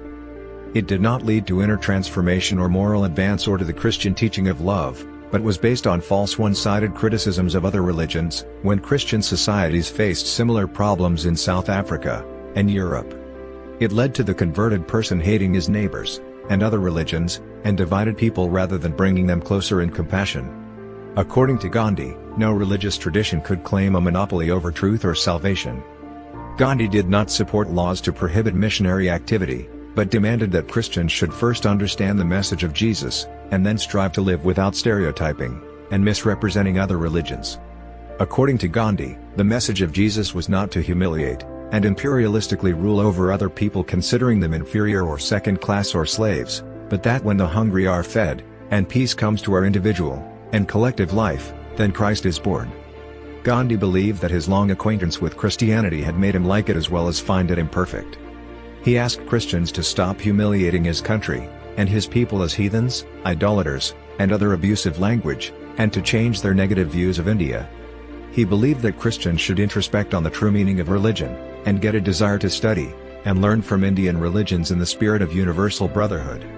According to Eric Sharp, a professor of religious studies, though Gandhi was born in a Hindu family, and later became Hindu by conviction, many Christians in time thought of him as an exemplary Christian, and even as a saint. Some colonial-era Christian preachers and faithfuls considered Gandhi as a saint. Biographers from France and Britain have drawn parallels between Gandhi and Christian saints. Recent scholars question these romantic biographies, and state that Gandhi was neither a Christian figure nor mirrored a Christian saint. Gandhi's life is better viewed as exemplifying his belief in the convergence of various spiritualities of a Christian and a Hindu, states Michael de Saint-Chiron. According to Coomaraswamy, Gandhi initially supported Arab demands with respect to Palestine. He justified this support by invoking Islam, stating that non-Muslims cannot acquire sovereign jurisdiction in Jazirat al-Arab, the Arabian Peninsula. These arguments, states Coomaraswamy, were a part of his political strategy to win Muslim support during the Caliphate movement. In the post-Caliphate period, Gandhi neither negated Jewish demands nor did he use Islamic texts or history to support Muslim claims against Israel. Gandhi's silence after the Caliphate period may represent an evolution in his understanding of the conflicting religious claims over Palestine, according to Coomaraswamy. In 1938, Gandhi spoke in favor of Jewish claims, and in March 1946, he said to the member of British Parliament Sidney Silverman, "If the Arabs have a claim to Palestine, the Jews have a prior claim," a position very different from his earlier stance. Gandhi discussed the persecution of the Jews in Germany, and the immigration of Jews from Europe to Palestine through his lens of satyagraha. In 1937, Gandhi discussed Zionism with his close Jewish friend Hermann Kallenbach. He said that Zionism was not the right answer to the problems faced by Jews, and instead recommended satyagraha.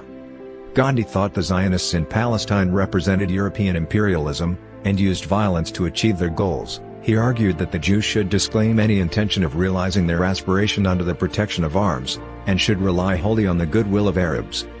No exception can possibly be taken to the natural desire of the Jews to find a home in Palestine. But they must wait for its fulfillment till Arab opinion is ripe for it. In 1938, Gandhi stated that his sympathies are all with the Jews. "I have known them intimately in South Africa. Some of them became lifelong companions."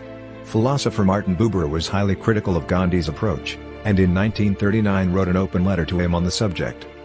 Gandhi reiterated his stance that the Jews seek to convert the Arab heart, and used satyagraha in confronting the Arabs in 1947. According to Simone Panterbrick, Gandhi's political position on Jewish-Arab conflict evolved over the 1917 to 1947 period, shifting from a support for the Arab position first, and for the Jewish position in the 1940s. Gandhi was brought up as a vegetarian by his devout Hindu mother.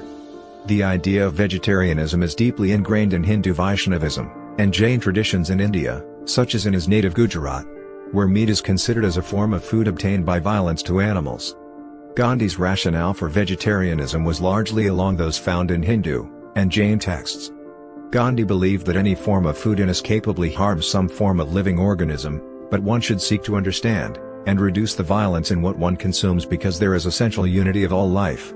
Gandhi believed that some life forms are more capable of suffering, and non-violence to him meant not having the intent as well as active efforts to minimize hurt, injury or suffering to all life forms. Gandhi explored food sources that reduced violence to various life forms in the food chain. He believed that slaughtering animals is unnecessary, as other sources of foods are available. He also consulted with vegetarianism campaigners during his lifetime, such as with Henry Stevens Salt. Food to Gandhi was not only a source of sustaining one's body, but a source of his impact on other living beings, and one that affected his mind, character, and spiritual well-being. He avoided not only meat, but also eggs and milk. Gandhi wrote the book The Moral Basis of Vegetarianism, and wrote for the London Vegetarian Society's publication. Beyond his religious beliefs, Gandhi stated another motivation for his experiments with diet.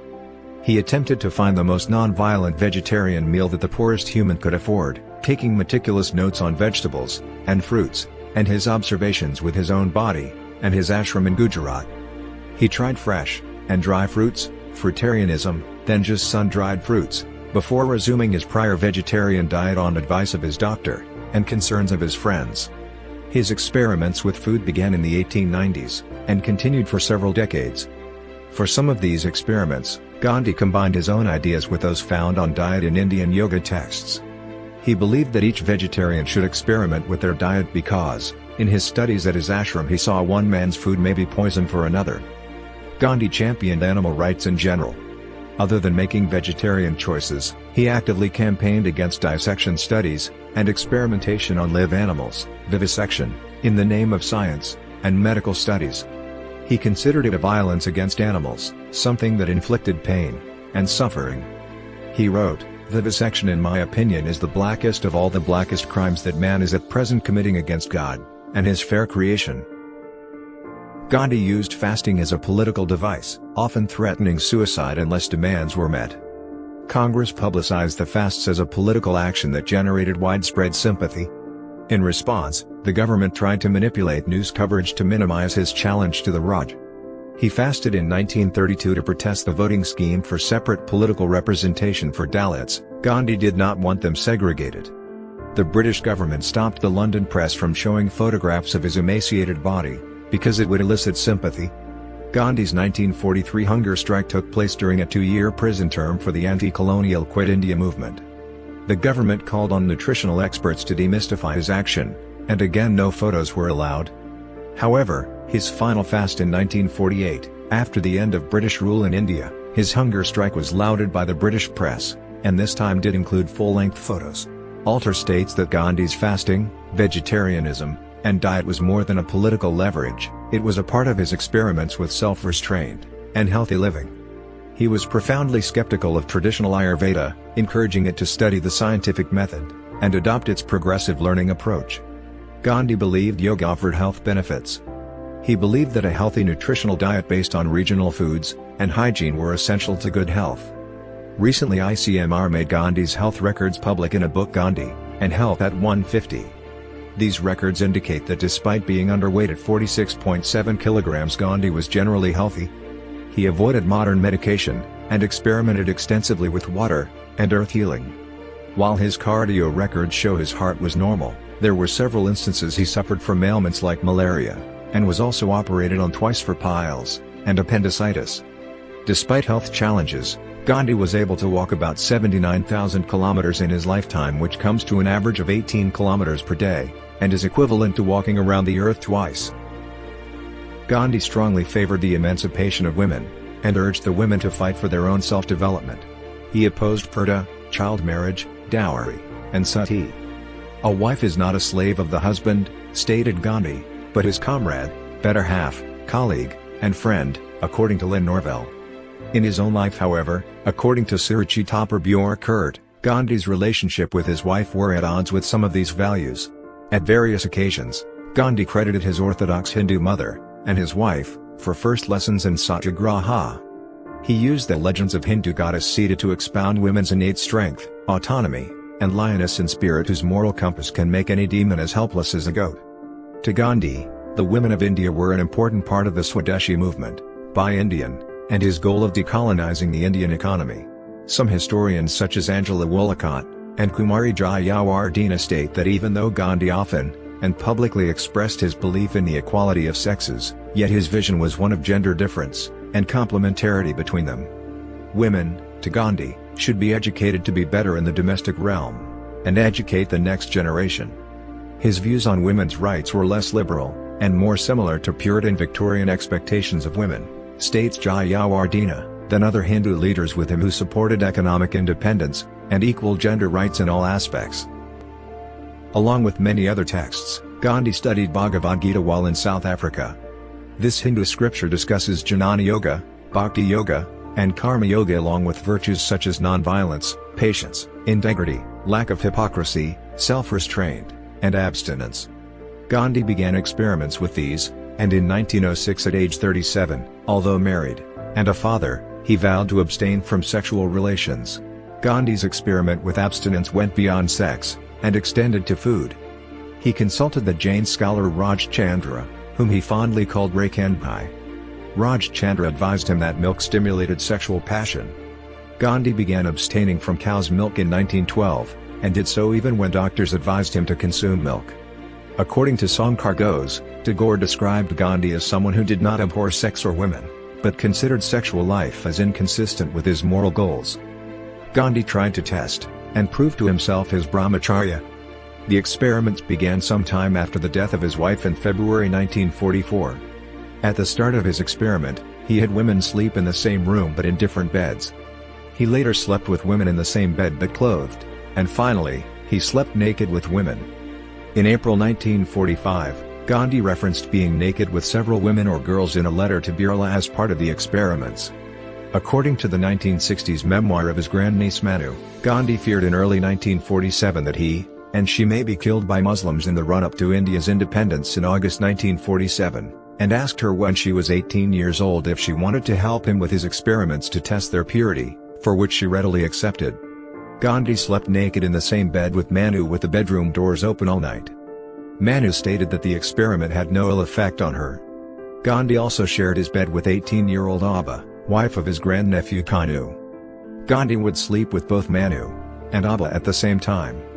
None of the women who participated in the brahmacharya experiments of Gandhi indicated that they had sex or that Gandhi behaved in any sexual way.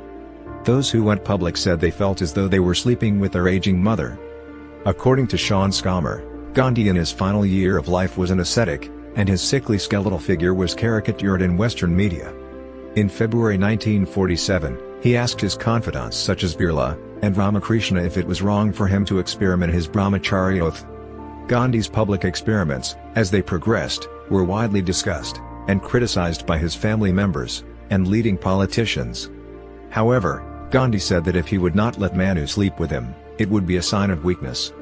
Some of his staff resigned, including two of his newspaper's editors who had refused to print some of Gandhi's sermons dealing with his experiments. Nirmal Kumar Bose, Gandhi's Bengali interpreter, for example, criticized Gandhi, not because Gandhi did anything wrong, but because Bose was concerned about the psychological effect on the women who participated in his experiments. Veena Howard states Gandhi's views on brahmacharya and religious renunciation experiments were a method to confront women issues in his times. Gandhi spoke out against untouchability early in his life. Before 1932, he and his associates used the word anti-untouchable for untouchables. In a major speech on untouchability at Nagpur in 1920, Gandhi called it a great evil in Hindu society but observed that it was not unique to Hinduism, having deeper roots, and stated that Europeans in South Africa treated all of us, Hindus and Muslims, as untouchables. We may not reside in their midst, nor enjoy the rights which they do. Calling the doctrine of untouchability intolerable, he asserted that the practice could be eradicated, that Hinduism was flexible enough to allow eradication, and that a concerted effort was needed to persuade people of the wrong, and to urge them to eradicate it. According to Christoph Jafferlot, while Gandhi considered untouchability to be wrong and evil, he believed that caste or class is based on neither inequality nor inferiority. Gandhi believed that individuals should freely intermarry whomever they wish, but that no one should expect everyone to be his friend. Every individual, regardless of background, has a right to choose whom he will welcome into his home, whom he will befriend, and whom he will spend time with. In 1932, Gandhi began a new campaign to improve the lives of the untouchables, whom he began to call Aryans, the children of God. On May 8, 1933, Gandhi began a 21-day fast of self-purification, and launched a year-long campaign to help the Harijan movement. This campaign was not universally embraced by the Dalit community. Ambedkar and his allies felt Gandhi was being paternalistic, and was undermining Dalit political rights. Ambedkar described him as devious and untrustworthy. He accused Gandhi as someone who wished to retain the caste system. Ambedkar and Gandhi debated their ideas and concerns, each trying to persuade the other. It was during the Harijan tour that he faced the first assassination attempt. While in Pune, a bomb was thrown by an unidentified assailant, described only as a Sanatani in the press, at a car belonging to his entourage, but Gandhi and his family escaped as they were in the car that was following. Gandhi later declared that he cannot believe that any sane Sanatanist could ever encourage the insane act. The sorrowful incident has undoubtedly advanced the Harijan cause.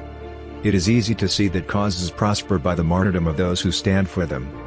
In 1935, Ambedkar announced his intentions to leave Hinduism and join Buddhism.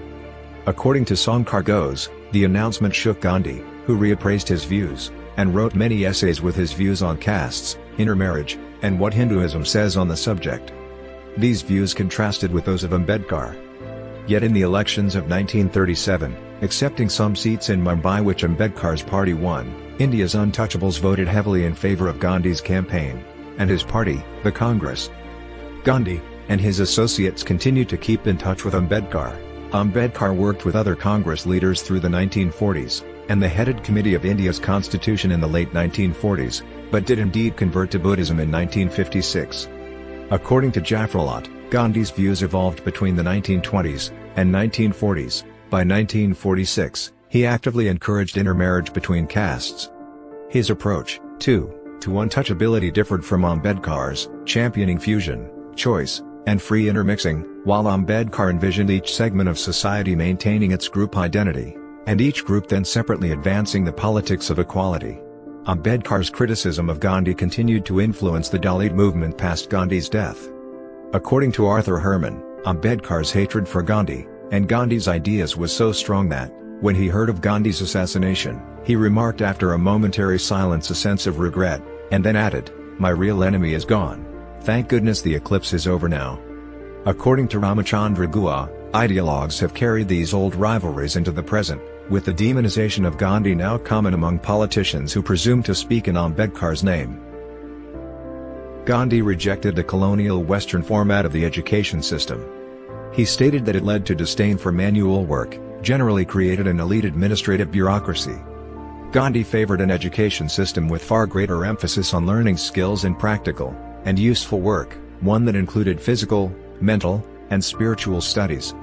His methodology sought to treat all professions equal, and pay everyone the same. This leads him to create a university in Ahmedabad, Gujarat Vidyapith. Gandhi called his ideas Nai Talim, literally, new education. He believed that the Western-style education violated and destroyed the indigenous cultures.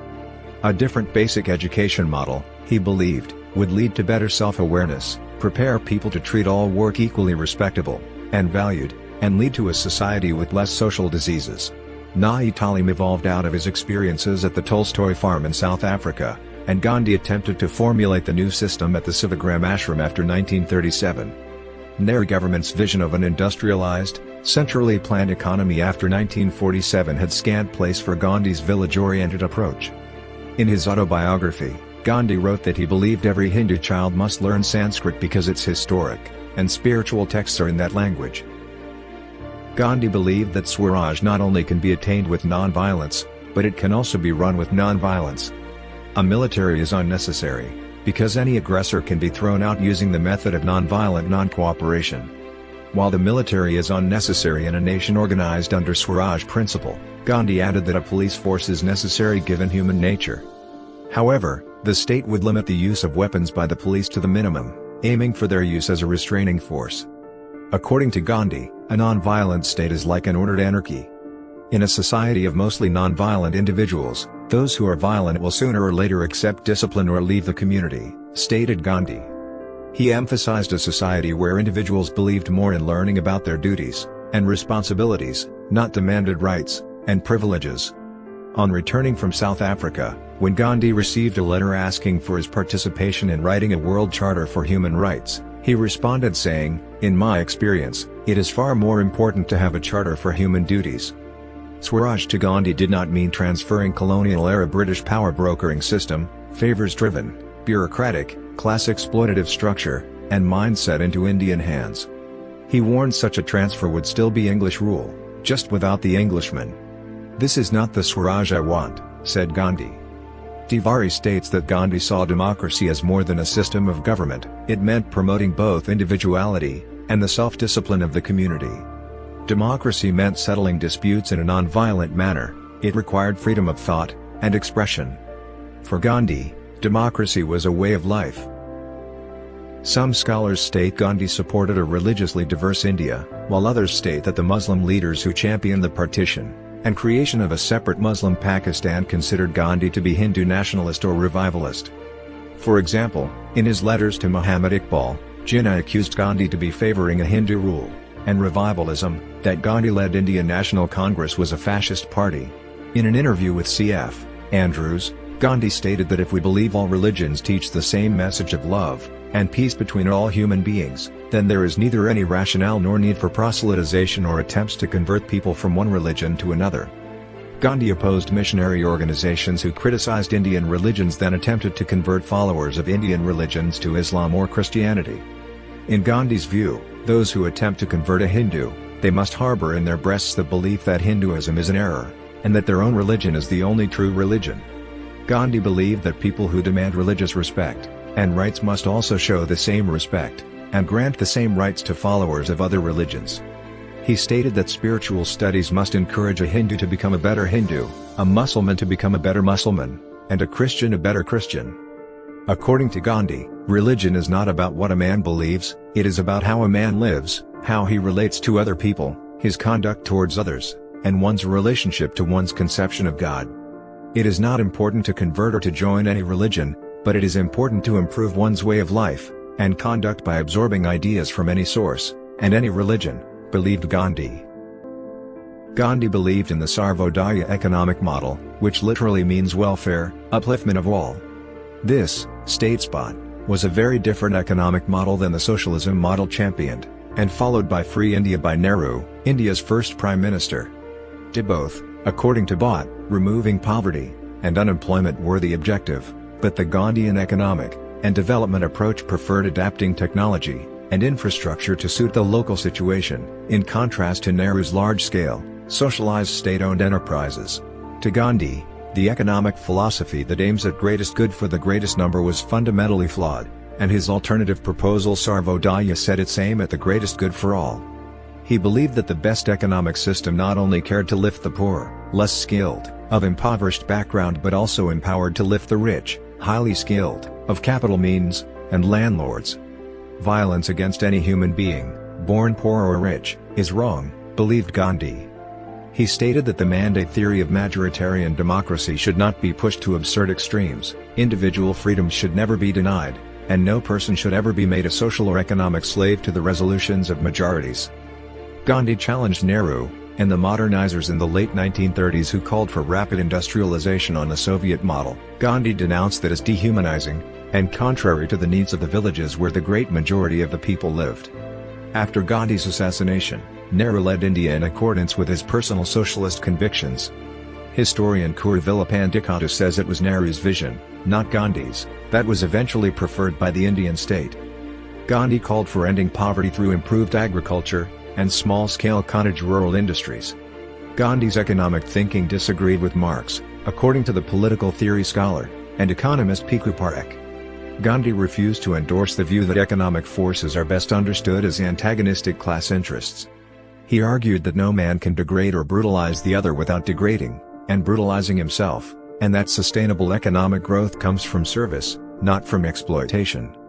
Further, believed Gandhi, in a free nation, victims exist only when they cooperate with their oppressor, and an economic and political system that offered increasing alternatives gave power of choice to the poorest man. While disagreeing with Nehru about the socialist economic model, Gandhi also critiqued capitalism that was driven by endless wants and a materialistic view of man. This, he believed, created a vicious vested system of materialism at the cost of other human needs, such as spirituality and social relationships. To Gandhi, states Parekh, both communism and capitalism were wrong, in part because both focused exclusively on a materialistic view of man, and because the former deified the state with unlimited power of violence, while the latter deified capital. He believed that a better economic system is one which does not impoverish one's culture and spiritual pursuits. Gandhism designates the ideas and principles Gandhi promoted. Of central importance is nonviolent resistance. A Gandhian can mean either an individual who follows, or a specific philosophy which is attributed to Gandhism. M. Sanctor argues that Gandhism is not a systematic position in metaphysics or in political philosophy. Rather, it is a political creed, an economic doctrine, a religious outlook, a moral precept, and especially, a humanitarian worldview. It is an effort not to systematize wisdom but to transform society, and is based on an undying faith in the goodness of human nature. However, Gandhi himself did not approve of the notion of Gandhism, as he explained in 1936. There is no such thing as Gandhism, and I do not want to leave any sect after me. I do not claim to have originated any new principle or doctrine. I have simply tried in my own way to apply the eternal truths to our daily life and problems. The opinions I have formed, and the conclusions I have arrived at are not final. I may change them tomorrow. I have nothing new to teach the world. Truth and nonviolence are as old as the hills. Gandhi was a prolific writer. His signature style was simple, precise, clear, and as devoid of artificialities. One of Gandhi's earliest publications, Hind Swaraj, published in Gujarati in 1909, became the intellectual blueprint for India's independence movement. The book was translated into English the next year, with a copyright legend that read "No rights reserved." For decades he edited several newspapers including Harijan in Gujarati, in Hindi, and in the English language, Indian Opinion while in South Africa, and Young India, in English, and Navajivan, a Gujarati monthly, on his return to India. Later, Navajivan was also published in Hindi. In addition, he wrote letters almost every day to individuals and newspapers.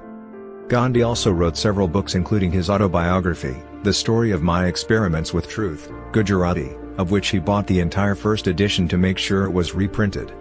His other autobiographies included Satyagraha in South Africa about his struggle there, Hind Swaraj or Indian Home Rule, a political pamphlet, and a paraphrase in Gujarati of John Ruskin's Under This Last, which was an early critique of political economy. This last essay can be considered his program on economics. He also wrote extensively on vegetarianism, diet, and health, religion, social reforms, etc. Gandhi usually wrote in Gujarati, though he also revised the Hindi and English translations of his books. Gandhi's complete works were published by the Indian government under the name The Collected Works of Mahatma Gandhi in the 1960s. The writings comprise about 50,000 pages published in about 100 volumes. In 2000, a revised edition of the complete works sparked a controversy, as it contained a large number of errors and omissions. The Indian government later withdrew the revised edition. The word Mahatma, while often mistaken for Gandhi's given name in the West, is taken from the Sanskrit words Maha, meaning great, and Atma, meaning soul. Rabindranath Tagore is said to have accorded the title to Gandhi. In his autobiography, Gandhi nevertheless explains that he never valued the title, and was often pained by it. Innumerable streets, roads, and localities in India are named after Gandhi. These include MG Road, the main street of a number of Indian cities including Mumbai and Bangalore, Gandhi Market, near Sion, Mumbai, and Gandhinagar, the capital of the state of Gujarat, Gandhi's birthplace. Florian asteroid 120461 Gandhi was named in his honor in September 2020. In October 2022, a statue of Gandhi was installed in Astana on the embankment of the Roing Canal, opposite the cult monument to the defenders of Kazakhstan. On December 15, 2022, the United Nations headquarters in New York unveiled the statue of Gandhi. UN Secretary-General Antonio Guterres called Gandhi an uncompromising advocate for peaceful coexistence.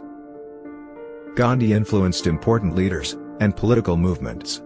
Leaders of the civil rights movement in the United States, including Martin Luther King Jr., James Lawson, and James Bevel, drew from the writings of Gandhi in the development of their own theories about nonviolence. King said Christ gave us the goals, and Mahatma Gandhi the tactics. King sometimes referred to Gandhi as the Little Brown Saint. Anti-apartheid activist, and former President of South Africa, Nelson Mandela, was inspired by Gandhi. Others include Steve Biko, Václav Havel, and Aung San Suu Kyi. In his early years, the former President of South Africa Nelson Mandela was a follower of the non-violent resistance philosophy of Gandhi. Bana and Vod commented on these events as Gandhi inspired succeeding generations of South African activists seeking to end white rule. This legacy connects him to Nelson Mandela. In a sense, Mandela completed what Gandhi started. Gandhi's life and teachings inspired many who specifically referred to Gandhi as their mentor or who dedicated their lives to spreading Gandhi's ideas. In Europe, Roman Rolland was the first to discuss Gandhi in his 1924 book Mahatma Gandhi, and Brazilian anarchist and feminist Maria Lacerda de Moura wrote about Gandhi in her work on pacifism. In 1931, physicist Albert Einstein exchanged letters with Gandhi, and called him a role model for the generations to come in a letter writing about him. Einstein said of Gandhi, "Mahatma Gandhi's life achievement stands unique in political history. He has invented a completely new and humane means for the liberation war of an oppressed country, and practiced it with greatest energy and devotion. The moral influence he had on the consciously thinking human being of the entire civilized world will probably be much more lasting than it seems in our time with its overestimation of brutal violent forces. Because lasting will only be the work of such statesmen who wake up and strengthen the moral power of their people through their example and educational works. We may all be happy and grateful that destiny gifted us with such an enlightened contemporary, a role model for the generations to come. Generations to come will scarce believe that such a one as this walked the earth in flesh and blood." Farah Omar, a political activist from Somaliland, visited India in 1930, where he met Gandhi, and was influenced by Gandhi's non-violent philosophy which he adopted in his campaign in British Somaliland. Lanza Del Vasto went to India in 1936 intending to live with Gandhi. He later returned to Europe to spread Gandhi's philosophy, and founded the Community of the Ark in 1948, modeled after Gandhi's ashrams. Madeline Slade, known as Mirabeen, was the daughter of a British admiral who spent much of her adult life in India as a devotee of Gandhi. In addition, the British musician John Lennon referred to Gandhi when discussing his views on non-violence. In 2007, former U.S. Vice President and environmentalist Al Gore drew upon Gandhi's idea of satyagraha in a speech on climate change. U.S. President Barack Obama said in a 2010 address to the Parliament of India that, "I am mindful that I might not be standing before you today, as President of the United States, had it not been for Gandhi, and the message he shared with America and the world." Obama said in September 2009 that his biggest inspiration came from Gandhi. His reply was in response to the question who was the one person, dead or alive, that you would choose to dine with? He continued that he's somebody I find a lot of inspiration in. He inspired Drive King with his message of non-violence. He ended up doing so much, and changed the world just by the power of his ethics. Time magazine named the 14th Dalai Lama, Lech Walesa, Martin Luther King Jr., Cesar Chavez, Aung San Suu Kyi, Benigno Aquino Jr., Desmond Tutu, and Nelson Mandela as children of Gandhi, and his spiritual heirs to non-violence. The Mahatma Gandhi District in Houston, Texas, United States, an ethnic Indian enclave, is officially named after Gandhi. Gandhi's ideas had a significant influence on 20th century philosophy. It began with his engagement with Roman Rolland and Martin Buber. Jean-Luc Nancy said that the French philosopher Maurice Blanchot engaged critically with Gandhi from the point of view of European spirituality. Since then, philosophers including Hannah Arendt, Etienne Bolivar, and Slavoj Žižek found that Gandhi was a necessary reference to discuss morality and politics. Recently, in the light of climate change, Gandhi's views on technology are gaining importance in the fields of environmental philosophy and philosophy of technology. In 2007, the United Nations General Assembly declared Gandhi's birthday 2nd of October as the International Day of Nonviolence. First proposed by UNESCO in 1948, as the School Day of Nonviolence and Peace, DENIP in Spanish, 30th of January is observed as the School Day of Nonviolence and Peace in schools of many countries. In countries with a Southern Hemisphere school calendar, it is observed on 30th of March. Time magazine named Gandhi the Man of the Year in 1930. In the same magazine's 1999 list of the most important people of the century, Gandhi was second only to Albert Einstein, who had called Gandhi the greatest man of her age. The University of Nagpur awarded him an LL.D. In 1937, the Government of India awarded the annual Gandhi Peace Prize to distinguished social workers, world leaders, and citizens. Nelson Mandela, the leader of South Africa's struggle to eradicate racial discrimination and segregation, was a prominent non-Indian recipient. In 2011, Time named Gandhi as one of the top 25 political icons of all time. Gandhi did not receive the Nobel Peace Prize, although he was nominated 5 times between 1937 and 1948, including the first ever nomination by the American Friends Service Committee, though he made the short list only twice, in 1937 and 1947. Decades later, the Nobel Committee publicly declared its regret for the omission, and admitted to deeply divided nationalistic opinion denying the award. Gandhi was nominated in 1948 but was assassinated before nominations closed. That year, the committee chose not to award the Peace Prize, stating that there was no suitable living candidate, and later research shows that the possibility of awarding the prize posthumously to Gandhi was discussed, and that the reference to no suitable living candidate was to Gandhi. Geir Lundestad, Secretary of Norwegian Nobel Committee in 2006 said, "The greatest omission in our 106-year history is undoubtedly that Mahatma Gandhi never received the Nobel Peace Prize." Gandhi could do without the Nobel Peace Prize. Whether Nobel Committee can do without Gandhi is the question. When the 14th Dalai Lama was awarded the prize in 1989, the chairman of the committee said that this was in part a tribute to the memory of Mahatma Gandhi. In the summer of 1995, the North American Vegetarian Society inducted him posthumously into the Vegetarian Hall of Fame. Indians widely describe Gandhi as the father of the nation. Origin of this title is traced back to a radio address, on Singapore radio, on July 6, 1944 by Subhash Chandra Bose, where Bose addressed Gandhi as the father of the nation. On April 28, 1947, Sarojini Naidu during a conference also referred Gandhi as father of the nation. He is also conferred the title Bapu, Gujarati, endearment for father, Papa. A 5-hour 9-minute-long biographical documentary film, Mahatma, Life of Gandhi, 1869–1948, made by Vidalbhai Javeri in 1968, quoting Gandhi's words, and using black and white archival footage and photographs, captures the history of those times. Ben Kingsley portrayed him in Richard Attenborough's 1982 film Gandhi, which won the Academy Award for Best Picture. It was based on the biography by Louis Fisher. The 1996 film The Making of the Mahatma documented Gandhi's time in South Africa, and his transformation from an inexperienced barrister to recognized political leader. Gandhi was a central figure in the 2006 Bollywood comedy film Lage Rahu Munabai.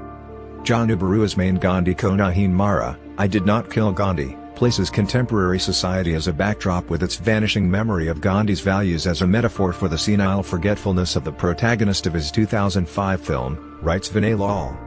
In 1967, Gandhi was set to be featured on the album cover of one of the best-selling albums of the Beatles, Sgt. Pepper's Lonely Hearts Club Band. However, this idea was later cancelled due to respect for Gandhi. The 1979 opera Satyagraha by American composer Philip Glass is loosely based on Gandhi's life. The opera's libretto, taken from the Bhagavad Gita, is sung in the original Sanskrit. The 1995 Marathi play Gandhi Vir Gandhi explored the relationship between Gandhi and his son Harilal. The 2007 film, Gandhi, My Father, was inspired on the same theme. The 1989 Marathi play Meenadaram Godse Boltoy, and the 1997 Hindi play Gandhi Ambedkar criticized Gandhi and his principles. Several biographers have undertaken the task of describing Gandhi's life. Among them are D. G. Tendulkar with his Mahatma. Life of Mohandas Karamchand Gandhi in 8 volumes, Chama Nahal's Gandhi Quartet, and Pyarlal and Sushila Nair with their Mahatma Gandhi in 10 volumes. The 2010 biography, Great Soul, Mahatma Gandhi, and His Struggle with India by Joseph Lelyveld contained controversial material speculating about Gandhi's sexual life. Lelyveld, however, stated that the press coverage grossly distort the overall message of the book. The 2014 film Welcome Back Gandhi takes a fictionalized look at how Gandhi might react to modern-day India. The 2019 play Bharat Bhagavathata, inspired by Puja Gurudev Sri Rakshbhai, and produced by Sangeet Natak Academy, and Shrimad Raj Chandra Mission Dharampur, takes a look at how Gandhi cultivated the values of truth and non-violence. Mahatma Gandhi is used by Cole Porter in his lyrics for the song You're the Top, which is included in the 1934 musical Anything Goes. In the song, Porter rhymes Mahatma Gandhi with Napoleon Brandy. India, with its rapid economic modernization and urbanization, has rejected Gandhi's economics but accepted much of his politics, and continues to revere his memory. Reporter Jim Yardley notes that, modern India is hardly a Gandhian nation, if it ever was one. His vision of a village-dominated economy was shunted aside during his lifetime as rural romanticism, and his call for a national ethos of personal austerity and non-violence has proved antithetical to the goals of an aspiring economic and military power. By contrast, Gandhi is given full credit for India's political identity as a tolerant, secular democracy. Gandhi's birthday, 2nd of October, is a national holiday in India, Gandhi Jayanti.